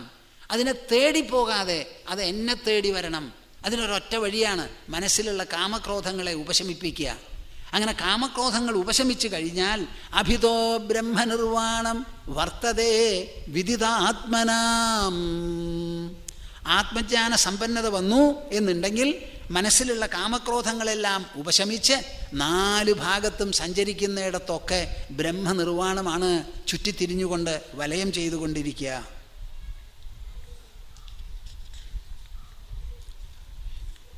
ശ്രീകൃഷ്ണൻ ഇങ്ങനെ പറഞ്ഞു, അത് കേട്ടു. ഇത്ര നാളും ഒരു പക്ഷേ പ്രതീക്ഷിച്ചിട്ടുണ്ടാവില്ല ഉദ്ധവൻ. ഇത്യാദിഷ്ടോ ഭഗവത മഹാഭാഗവതോ നൃപ ഉദ്ധവ പ്രണിപത്യാഹ തത്വജിജ്ഞാസുരച്യുതം. ഇതങ്ങോട്ട് കേൾക്കേണ്ട താമസം നിങ്ങൾ ശ്രദ്ധിക്കുന്നുണ്ടോ? 125 വയസ്സായി കൃഷ്ണന്. അതിന് സമാനമായ വയസ്സ് ഉദ്ധവനുമായി. ഈ കണ്ട കാലം ശ്രീകൃഷ്ണ പരമാത്മാവിൻ്റെ സംഘസാമീപ്യത്തോടുകൂടി വളർന്ന് അവസാനം കൃഷ്ണനോട് അങ്ങ് പോകുന്നിടത്തേക്ക് എന്നെയും കൊണ്ടുപോണേ എന്ന് നിങ്ങൾ ആരെങ്കിലും പറയുമോ? അങ്ങനെ ഭഗവാൻ പ്രത്യക്ഷപ്പെട്ട എന്താ അനുഗ്രഹം വേണ്ടേ? അതേ 4 കുട്ടികളുണ്ട്, അത് 4 നന്നായിരിക്കണേ. മാത്രമല്ല അവരുടെ കുട്ടികളും നന്നായിരിക്കണം എന്ന് പറയാൻ. നിങ്ങൾ ആരും ഇങ്ങനെ ഭഗവാൻ എന്നെ കൊണ്ടുപോകുന്നങ്ങനെ പറയില്ല. പറയുമോ? പൂന്താനം ഒരു ദിവസം വിമാനം വന്നു, ഭാര്യയോട് ചോദിച്ചു എൻ്റെ കൂടെ ഉണ്ടോ എന്ന്. ഞാനില്ല എന്ന് പറഞ്ഞു. ബാക്കിയുള്ളവരും പറഞ്ഞു. അവിടെ ജോലി ചെയ്യുന്ന ഒരു സ്ത്രീ ഞാൻ വരാമെന്ന് പറഞ്ഞു. അത്ര 2 ആളും പുറത്ത് കിടന്നു, ശരീരവും വീണു, വിമാനത്തിൽ പോയി എന്നൊക്കെയാണല്ലോ ഐതിഹ്യം. അപ്പോൾ ഈ കല്യാണവും കാർത്തിയും ഒക്കെ എവിടം വരെയാ എനിക്കറിയില്ല, നിങ്ങൾ തന്നെ പറയും. ഇത്യാദിഷ്ടോ ഭഗവത മഹാഭാഗവതോ നൃപ ഉദ്ധവ പ്രണിപത്യാഹ തത്വജിജ്ഞാസുരച്യുതം. ഓഹോ ഓഹോ ഓഹോ. ഭക്തി ഭക്തി എന്ന് പറഞ്ഞാൽ ഇങ്ങനെ ശ്രീകൃഷ്ണൻ ഇപ്പം പറഞ്ഞതുപോലെ ബാക്കി എല്ലാറ്റിനെയും വിട്ട് ഈശ്വരനെ എല്ലാ ദിക്കിലും കണ്ട് നമ്മുടെ മനസ്സിലും നിറച്ച് സമബുദ്ധിയോടുകൂടി ആത്മതൃപ്തിയോടുകൂടി സൗഭാഗ്യ സാഫല്യം അങ്ങനെ നുരഞ്ഞു നുരഞ്ഞു പൊന്തിക്കൊണ്ട് അങ്ങനെ അങ്ങോട്ട് ഇരിക്കുന്നതാണല്ലേ യോഗേശ യോഗവിന്യാസ യോഗാത്മൻ യോഗസംഭവ നിശ്രേയസായ മേ പ്രോക്തഃ ത്യാഗസന്യാസലക്ഷണഃ ത്യാഗോയം ദുഷ്കരോ ഭൂമൻ കാമാനാം വിഷയാത്മഭിഃ സുതരാം ത്വയി സർവാത്മൻ അഭക്തൈരിതി മേ മതിഃ. യോഗേശ യോഗവിന്യാസ യോഗാത്മൻ യോഗസംഭവ. ഞാൻ ഇപ്പോഴാണ് കേട്ടത്, എൻ്റെ കൃഷ്ണപരമാത്മാവ് ഇങ്ങനെ പറയുമെന്ന് ഞാൻ വിചാരിച്ചില്ല. അദ്ദേഹം ഇപ്പോഴാണ് എനിക്ക് തത്വബുദ്ധി ഉപദേശിച്ചത്. നിശ്രേയസായ മേ പ്രോക്തഃ. 2 ലക്ഷണമാണ് അഭ്യുദയം നിശ്രേയസം എന്ന് പറയുന്നത്. അഭ്യുദയം ഇഹലോകത്തിലും പരലോകത്തിലും ഐശ്വര്യം നിങ്ങൾക്കുണ്ടാക്കി തരുന്നത്. നിശ്രേയസമോ ഉള്ളിൽ മനസ്സിനും ബുദ്ധിക്കും ഇപ്പോൾ തന്നെ നിറവും മഹിമയും മേന്മയും സാഫല്യവും അണയ്ക്കുന്നത്. അങ്ങനെ നിശ്രേയസത്തിന് വേണ്ടി അങ്ങ് എന്ത് മാർഗം പറഞ്ഞു തന്നുവോ ആ മാർഗം എങ്ങനത്തതാ? ത്യാഗഃ സന്യാസലക്ഷണഃ. ത്യാഗഃ സന്യാസലക്ഷണഃ. കേട്ടോ? ഇല്ല എന്നാ തോന്നണേ. 2 വാക്ക്. ത്യാഗഃ സന്യാസലക്ഷണഃ. നസിക്കുക എന്ന് പറഞ്ഞാൽ വിടുക എന്ന്. അത് നല്ല പോലെ വിടുന്നതിന് സന്യാസം. അപ്പം സന്യാസം ലക്ഷണമായിരിക്കുന്ന ത്യാഗം നിശ്രേയസത്തിന് വേണ്ടി അങ്ങ് ഉപദേശിച്ചുല്ലോ. ത്യാഗോയം ദുഷ്കരോ ഭൂമൻ കാമാനാം വിഷയാത്മഭിഃ. ഞങ്ങളെപ്പോലെയുള്ളവർക്ക് ഉദ്ധവൻ പറയാണ് വിഷയാത്മഭിഃ. ഞങ്ങളുടെ മനസ്സിൽ ഇപ്പോഴും പുറമേയുള്ള വസ്തുക്കളോട് താതാത്മ്യവും അടുപ്പവും വേണ്ടിയൊക്കെ ഉണ്ട്. അങ്ങനെയുള്ള ഞങ്ങൾക്ക് ഇത് വളരെ ബുദ്ധിമുട്ട് പിടിച്ചതാണ്. പ്രത്യേകിച്ചും അഭക്തൈരിതി മേ മതിഃ. അങ്ങയെപ്പോലെ കൃഷ്ണപരമാത്മാവിൽ ഭക്തിയില്ലാത്തവർക്ക് ഇത് സുതരാം വളരെ ബുദ്ധിമുട്ട് പിടിച്ചതാണ്. അതുകൊണ്ട് എന്തു വേണം? ഇനി പറയുന്നതാണ് ഭാഗവതത്തിൻ്റെ വിശേഷപ്പെട്ട ഒരു ശ്ലോകം. ഉദ്ധവൻ പറയുന്നത് സോഹം മമാഹമിതി മൂഢമതിർവിഗാഢഃ ത്വന്മായയാ വിരചിതാത്മനി സാനുബന്ധേ തത്വഞ്ജസാ നിഗദിതം ഭവതാ യഥാഹം സംസാധയാമി ഭഗവൻ അനുഷാധിഭൃത്യം. 2 ശ്ലോകം ഞാൻ പറയിപ്പിക്കാറുണ്ടെന്ന് പറഞ്ഞില്ലേ? ഇത് 2ാമത്തെ ശ്ലോകം ഇതാ. അപ്പം നമുക്ക് സമയമില്ല, ഇത്തിരി നീളം കൂടിയതാണ്. പറഞ്ഞാൽ പറയാവുന്നവർ നമ്മുടെ സദസ്സിൽ വളരെ ചുരുക്കം പേരെ ഉണ്ടാവുള്ളൂ. സോഹം മമാഹമിതി മൂഢമതിർവിഗാഢഃ ത്വന്മായയാ വിരചിതാത്മനി സാനുബന്ധേ. ഈ ഒരു ശ്ലോകം പഠിച്ച് നിങ്ങളൊരു 10,000 തവണ ഇത് ചൊല്ലണം. 10,000 തവണ. കരയാണെങ്കിൽ കരഞ്ഞോളൂ, ഇത് ചൊല്ലണം. സോഹം മമാഹമിതി മൂഢമതിർ വിഗാഢഃ ത്വന്മായയാ വിരചിതാത്മനി സാനുബന്ധേ. അങ്ങ് ഈ പറഞ്ഞത് പെട്ടെന്ന് എനിക്ക് ചെയ്യാൻ പറ്റണില്ല. ഞാൻ അങ്ങില്ലാതെ അരനിമിഷം ഒഴിഞ്ഞിരിക്കാൻ പറ്റില്ല എന്ന് പറഞ്ഞു. അത്രത്തോളം എനിക്ക് വേണ്ടപ്പെട്ടവനാണ് അങ്ങ്. ആ അങ്ങ് എന്നോട് പറയുകയാണ്, എന്നെ മനസ്സിൽ വിചാരിച്ചു ഉദ്ധവ പുറത്തു കിടക്കൂ, സമദൃഗ് വിചരസ്വകാം. നരനാരായണ പർവ്വതങ്ങളുടെ ഇടയിൽ ചെന്ന് എന്നെ മാത്രം വിചാരിച്ച് എന്നെ കണ്ടുകൊണ്ട് സർവവും ഞാനായി തീർന്ന് തപസ് ചെയ്യൂ എന്ന് പറഞ്ഞാൽ കേട്ട മാത്രത്തിൽ ഞാനത് ചെയ്യേണ്ടതാണ്. പക്ഷേ എനിക്ക് ചെയ്യാൻ സാധിക്കുന്നില്ല എന്നെ പൊന്നു തമ്പുരാനേ. എന്താ കാരണം? സോഹം മമാഹമിതി മൂഢമതിർവിഗാഢഃ. സോഹം, ഈ ശരീരം ഞാനാണെന്ന് ഞാൻ തെറ്റിദ്ധരിച്ചിരിക്കുകയാണ്. ഈ ശരീരത്തിന് വേണ്ടപ്പെട്ടതാണ് എൻ്റെന്ന്. ശരീരം ഞാനാണോ? അല്ല അല്ല അല്ല. ഞാനൊരു വീട് കെട്ടി അതിൽ താമസിക്കണു, വീട് ഞാനാണോ? ഡ്രസ്സ് ഉണ്ടാക്കി അത് ധരിക്കണു, ആ ഡ്രസ്സ് ഞാനാണോ?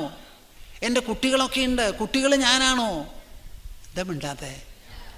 അതുപോലെ ഈ ശരീരം എൻ്റെ ശരീരമാണ്, എൻ്റെ വീട് പോലെയാണ്, എൻ്റെ കുട്ടികളും എൻ്റെ വസ്ത്രം പോലെയാണ്. ഞാനൊന്ന് വേറെയാണ്. പക്ഷെ ഞാൻ ധരിച്ചിരിക്കുന്നത് എന്താ? ഈ ശരീരമാണ് ഞാൻ എന്ന്. മമാഹമിതി. പിന്നെ ഈ ശരീരത്തിന് വേണ്ട സാധനങ്ങൾ സുഖസാമഗ്രികളും ബന്ധങ്ങളുമാണ് എൻ്റെ എന്നുള്ളൊരു തോന്നൽ. ഈ തോന്നലോ മൂഢമതിർവിഗാഢഃ. ഇത് തെറ്റായിട്ടുള്ളൊരു ധാരണയാണ്. ഒരു ചളിക്കുണ്ടിൽ ഇറങ്ങിയതുപോലെയാണ്. അരയ്ക്ക് മേപ്പെട്ട് ചളിക്കുണ്ടിൽ ഇറങ്ങിയാൽ നിങ്ങൾ കാലെടുക്കാൻ പറ്റില്ല. ഇനി എടുത്തിട്ട് വച്ചാലോ പിന്നെയും വയ്ക്കണത് ചളിയില. പിന്നത്തെ കാലെടുത്ത് വച്ചാലോ ചളിയില. അവിടുന്ന് കയറാൻ പറ്റുമോ? എന്താ മിണ്ടാത്തെ? അതുപോലെയാണ് കിടക്കണത്. മക്കളുണ്ടായി, രക്ഷപ്പെടുന്നു വിചാരിച്ചു. അപ്പോഴേക്കും മക്കൾക്ക് മക്കളായി. അവിടുന്ന് രക്ഷപ്പെടുന്നുണ്ടോ? ഇല്ല. കുഴപ്പാ. എന്താ അല്ലാന്നുണ്ടോ? നിങ്ങൾ തന്നെ വേണം പറയാൻ, ഞാൻ പറയില്ല. സോഹം മമാഹമിതി മൂഢമതിർ വിഗാഢ ത്വന്മായയാ വിരചിതാത്മനി. ഇതിനുള്ള കാരണം എന്താ? അങ്ങയുടെ മായ തന്നെ. വിരചിതാത്മനി സാനുബന്ധേ. ഈ തെറ്റായിട്ടുള്ള ദേഹാത്മബുദ്ധിയും ആ ശരീരത്തിന് ബന്ധുബാന്ധവന്മാരുള്ളതിൽ താല്പര്യവും സ്നേഹവും ഒക്കെ അങ്ങ് സൃഷ്ടിച്ചു വെച്ചതാണ്. തത്വഞ്ജസാനിഗതിതം ഭവതാ യഥാഹം സംസാധയാമി ഭഗവൻ അനുഷാധിഭൃത്യം. അങ്ങനെ ഇരിക്കുന്ന നിലയ്ക്ക് അങ്ങ് വേഗം പെട്ടെന്ന് എനിക്ക് നല്ലപോലെ ഉപദേശിച്ചു തരൂ. അങ്ങ് തന്നെ പറഞ്ഞ ത്യാഗമാർഗം അനുസരിക്കാൻ പറ്റിയ തരത്തിൽ എൻ്റെ മനസ്സിനെ ശക്തമാക്കാനും പ്രബുദ്ധമാക്കാനും സബലമാക്കാനും അതിൽ നല്ല രുചി വരാനും വേണ്ടി അങ്ങ് തന്നെ സംസാധയാമി ഭഗവൻ അനുഷാധിഭൃത്യം. ഈ ഭൃത്യനെ വേണ്ടതുപോലെ ശാസിക്കൂ, ഉപദേശിച്ചു തരൂ, വേണ്ട തത്വോപദേശം തരൂ. മനസ്സിലുള്ള മാലിന്യങ്ങളും തെറ്റിദ്ധാരണകളും മോഹങ്ങളും നീങ്ങാൻ മനസ്സിൽ പ്രവേശിക്കുന്നതായ ഉപദേശ ശബ്ദങ്ങൾക്കേ ശക്തിയുള്ളൂ. അതുകൊണ്ട് എന്നെ ഉപദേശിക്കൂ. സത്യസ്യതേ സ്വദൃശ ആത്മനോന്യം വക്താരമീശ വിബുധേഷ്വപിനാനുചക്ഷേ സർവേ വിമോഹിതധിയസ്തവ മായയേ മേ ബ്രഹ്മാദയസ്തനുഭൃതോ ബഹിരർത്ഥഭാവാഃ. ഈ ഭാഗവതം ഓരോ ശ്ലോകത്തിലും വളരെ നല്ല നല്ല തത്വങ്ങൾ പറഞ്ഞ് മനസ്സിലാക്കി തരും. അദ്ദേഹം പറയുകയാണ്, സത്യസ്യതേ സ്വദൃശ ആത്മനോന്യം വക്താരമീശ വിബുധേഷ്വപി നാനുചക്ഷേ. അങ്ങയെപ്പോലെ ഒരു താത്വികനായ ഉപദേഷ്ടാവിനെ ഈ ലോകത്തിൽ കാണാൻ പറ്റില്ല. സത്യസ്വരൂപനാണ് അങ്ങ്. പരമാത്മദർശനം സാക്ഷാത്കാരമുള്ളവനാണ് അങ്ങ്. അങ്ങേ വിട്ട ഈ ലോകത്തിൽ ഞാൻ ഈ ചോദിച്ച ചോദ്യത്തിന് മറുപടി പറയാൻ പറ്റിയ ആൾക്കാർ വിബുധേഷ്വപി നാനുചക്ഷേ. തത്വജ്ഞന്മാർ പലരും ഉണ്ടാവാം, അവരാരും ഇങ്ങനെ ഒരു പ്രതിസന്ധി പരിഹരിക്കാൻ ശക്തന്മാരല്ല. അതുകൊണ്ട് അതെന്താ അതിന് കാരണം? Survey വിമോഹിതധിയസ്തവ മായയേ may. അങ്ങയുടെ മായയാൽ എല്ലാവരും മോഹിതരാണ്. ആരടക്കം? ബ്രഹ്മാദയസ്തനുഭൃതോ ബഹിരർത്ഥഭാവാഃ. ഞാൻ മനസ്സിലാക്കുന്നത് പോലെ നിങ്ങൾക്കിത് ആസ്വദിക്കാൻ പറ്റുന്നുണ്ടോ എന്ന് എനിക്കറിയില്ല. ആസ്വദിക്കണം എന്നാണ് എൻ്റെ വിചാരം. ബ്രഹ്മാദയ, ബ്രഹ്മാവ് രചിച്ചതാണല്ലോ ഈ ലോകം. ഇവിടെയുള്ള തത്വജ്ഞാനികളും എല്ലാവരും ബ്രഹ്മാവിൻ്റെ സൃഷ്ടിയിൽപ്പെട്ട് പരമ്പരയിൽപ്പെട്ടവരാണ്. ആ ബ്രഹ്മാവടക്കം എല്ലാവരും തന്നെ കേൾക്കണുണ്ടോ നിങ്ങൾ? ഇല്ല എന്നാണ് എനിക്ക് തോന്നുന്നത്. ബ്രഹ്മാവ് മുതൽക്കം ബ്രഹ്മാദയ തനുഭൃത, ശരീരമുള്ള എല്ലാവരും ബഹിരർത്ഥഭാവാ. അവരുടെ താല്പര്യവും ശ്രദ്ധയും മുഴുവൻ പുറത്താണെന്ന്. ബ്രഹ്മാവ് എന്താ രചിക്കണത്? പഞ്ചഭൂതങ്ങൾ കൊണ്ടുള്ള വസ്തുക്കളെ രചിക്കുന്നത്. അപ്പോൾ ബ്രഹ്മാവിൻ്റെ ദൃഷ്ടി ബാഹ്യദൃഷ്ടിയോ ആന്തരദൃഷ്ടിയോ? അപ്പോൾ ബ്രഹ്മാവ് മുതൽക്ക് എല്ലാവരും ബാഹ്യദൃഷ്ടിക്കാരാണ്. നമുക്കിവിടെ ആവശ്യമോ ആന്തരദൃഷ്ടി, ആത്മദൃഷ്ടി, ആത്മാനുഭവമാണ്. അപ്പോൾ ആത്മാനുഭവം ഉണ്ടാകേണ്ട കാര്യത്തിൽ ബ്രഹ്മാവടക്കം എല്ലാവരും വിമോഹിതരായതിനാൽ ആർക്കും ഉപദേശിക്കാൻ പറ്റില്ല. അപ്പോൾ ബ്രഹ്മലോകം, സ്വർഗലോകം എന്ന് പറഞ്ഞ് പല ലോകങ്ങളും ഉണ്ടല്ലോ. അങ്ങോട്ട് പോകാൻ വേണ്ടി വേദങ്ങൾ പല കർമ്മങ്ങളും നിയോഗിക്കുന്നു. ആ കർമ്മങ്ങളും അവിടെ പോകുന്നതുമെല്ലാം നിരർത്ഥകമാണെന്ന് വളരെ വ്യക്തമായി ഭാഗവതം ഉപദേശിക്കുകയാണ്. തസ്മാത് ഭവന്തമനവദ്യമനന്തപാരം സർവജ്ഞമീശ്വരമകുണ്ഠവിഗുണ്ഠധിഷ്ണ്യം നിർവിണ്ണധീരഹമുഹ വൃജിനാഭിതപ്തോ നാരായണം നരസഖം ശരണം പ്രപദ്യേ. നാരായണം നരസഖം ശരണം പ്രപദ്യേ നിർവിണ്ണധീരഹമുഹ വൃജിനാഭിതപ്തോ നാരായണം നരസഖം ശരണം പ്രപദ്യേ. അതുകൊണ്ട് നാരായണനും നരന്മാരുടെ സഖാവുമായിരിക്കുന്ന അങ്ങേ ഞാനിതാ ശരണം പ്രാപിക്കുന്നു.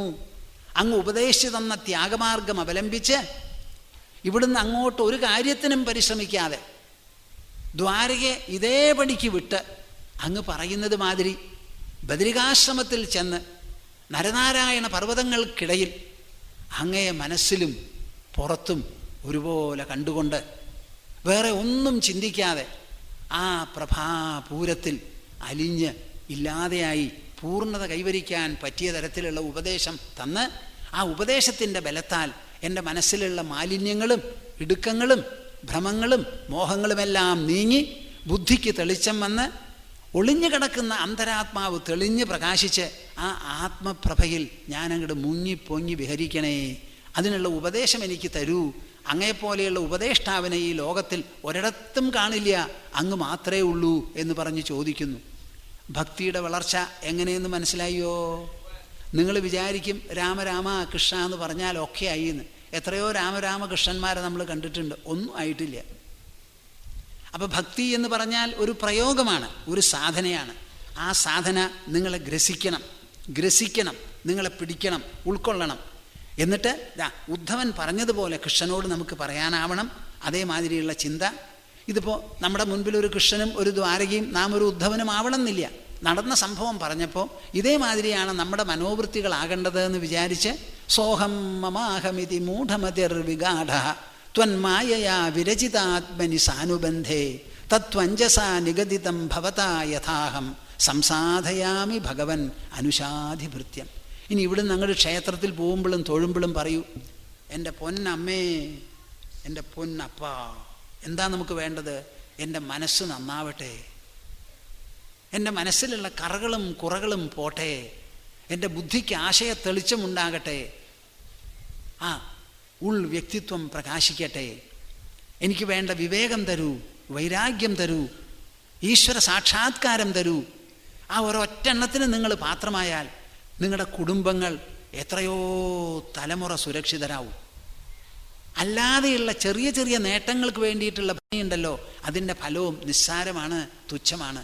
അപ്പോൾ വലിയ മഹത്തായിരിക്കുന്നൊരു ഫലം കിട്ടത്തക്ക വിധത്തിൽ നമ്മുടെ ഹൃദയം നിറയാനും ബുദ്ധിക്ക് ജ്ഞാനപ്രകാശം ലഭിക്കാനും അന്തരാത്മാവ് വെളിപ്പെടാനും അതിൽ ലയിച്ചു ചേരാനുമുള്ള ഒരു ഭക്തിയും ഒരപേക്ഷയും അതിന് തക്ക ഉപേക്ഷയുമാകട്ടെ നിങ്ങളുടെ മനസ്സിൽ ഇന്നു മുതൽ എല്ലാവർക്കും. ഒരു ഭക്തൻ ഭഗവാനോട് പറഞ്ഞതാണ്, ഉദ്ധവൻ കൃഷ്ണനോട് പറഞ്ഞതാണ് രംഗം ദ്വാരക രാജധാനിയിൽ ഇരുന്നു കൊണ്ട്.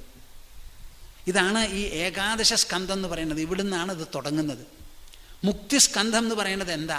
ഒരു ഭക്തൻ്റെ മനസ്സിൽ നിന്ന് പുറപ്പെടേണ്ട വിചാരങ്ങൾ എന്ത്, പ്രാർത്ഥനകൾ എന്ത്, ഭഗവാനോട് ഭക്തൻ ചോദിക്കേണ്ടതെന്ത്, ഭഗവാൻ ഭക്തനോട് എന്താണ് പറയുക, എന്താണ് അനുഗ്രഹിക്കുക, ഇത് മുഴുവനും നല്ല പോലെ വെളിച്ചം വീശി നമുക്ക് വ്യക്തമാക്കി തരണം.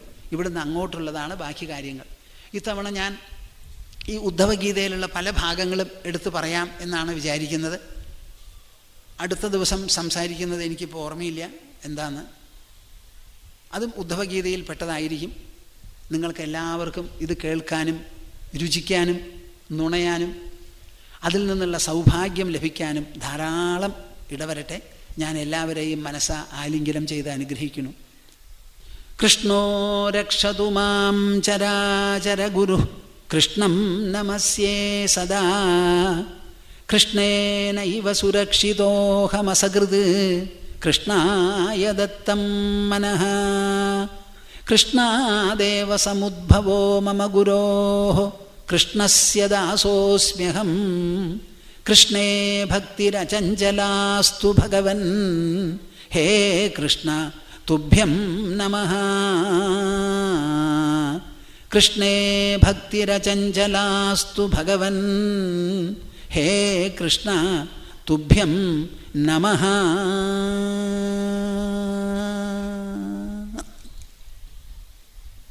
ഹരി ഓം ഹരി ഓം ഹരി. എല്ലാവരും കൂടി ജപിക്കുക ഓംകാരം. ഓം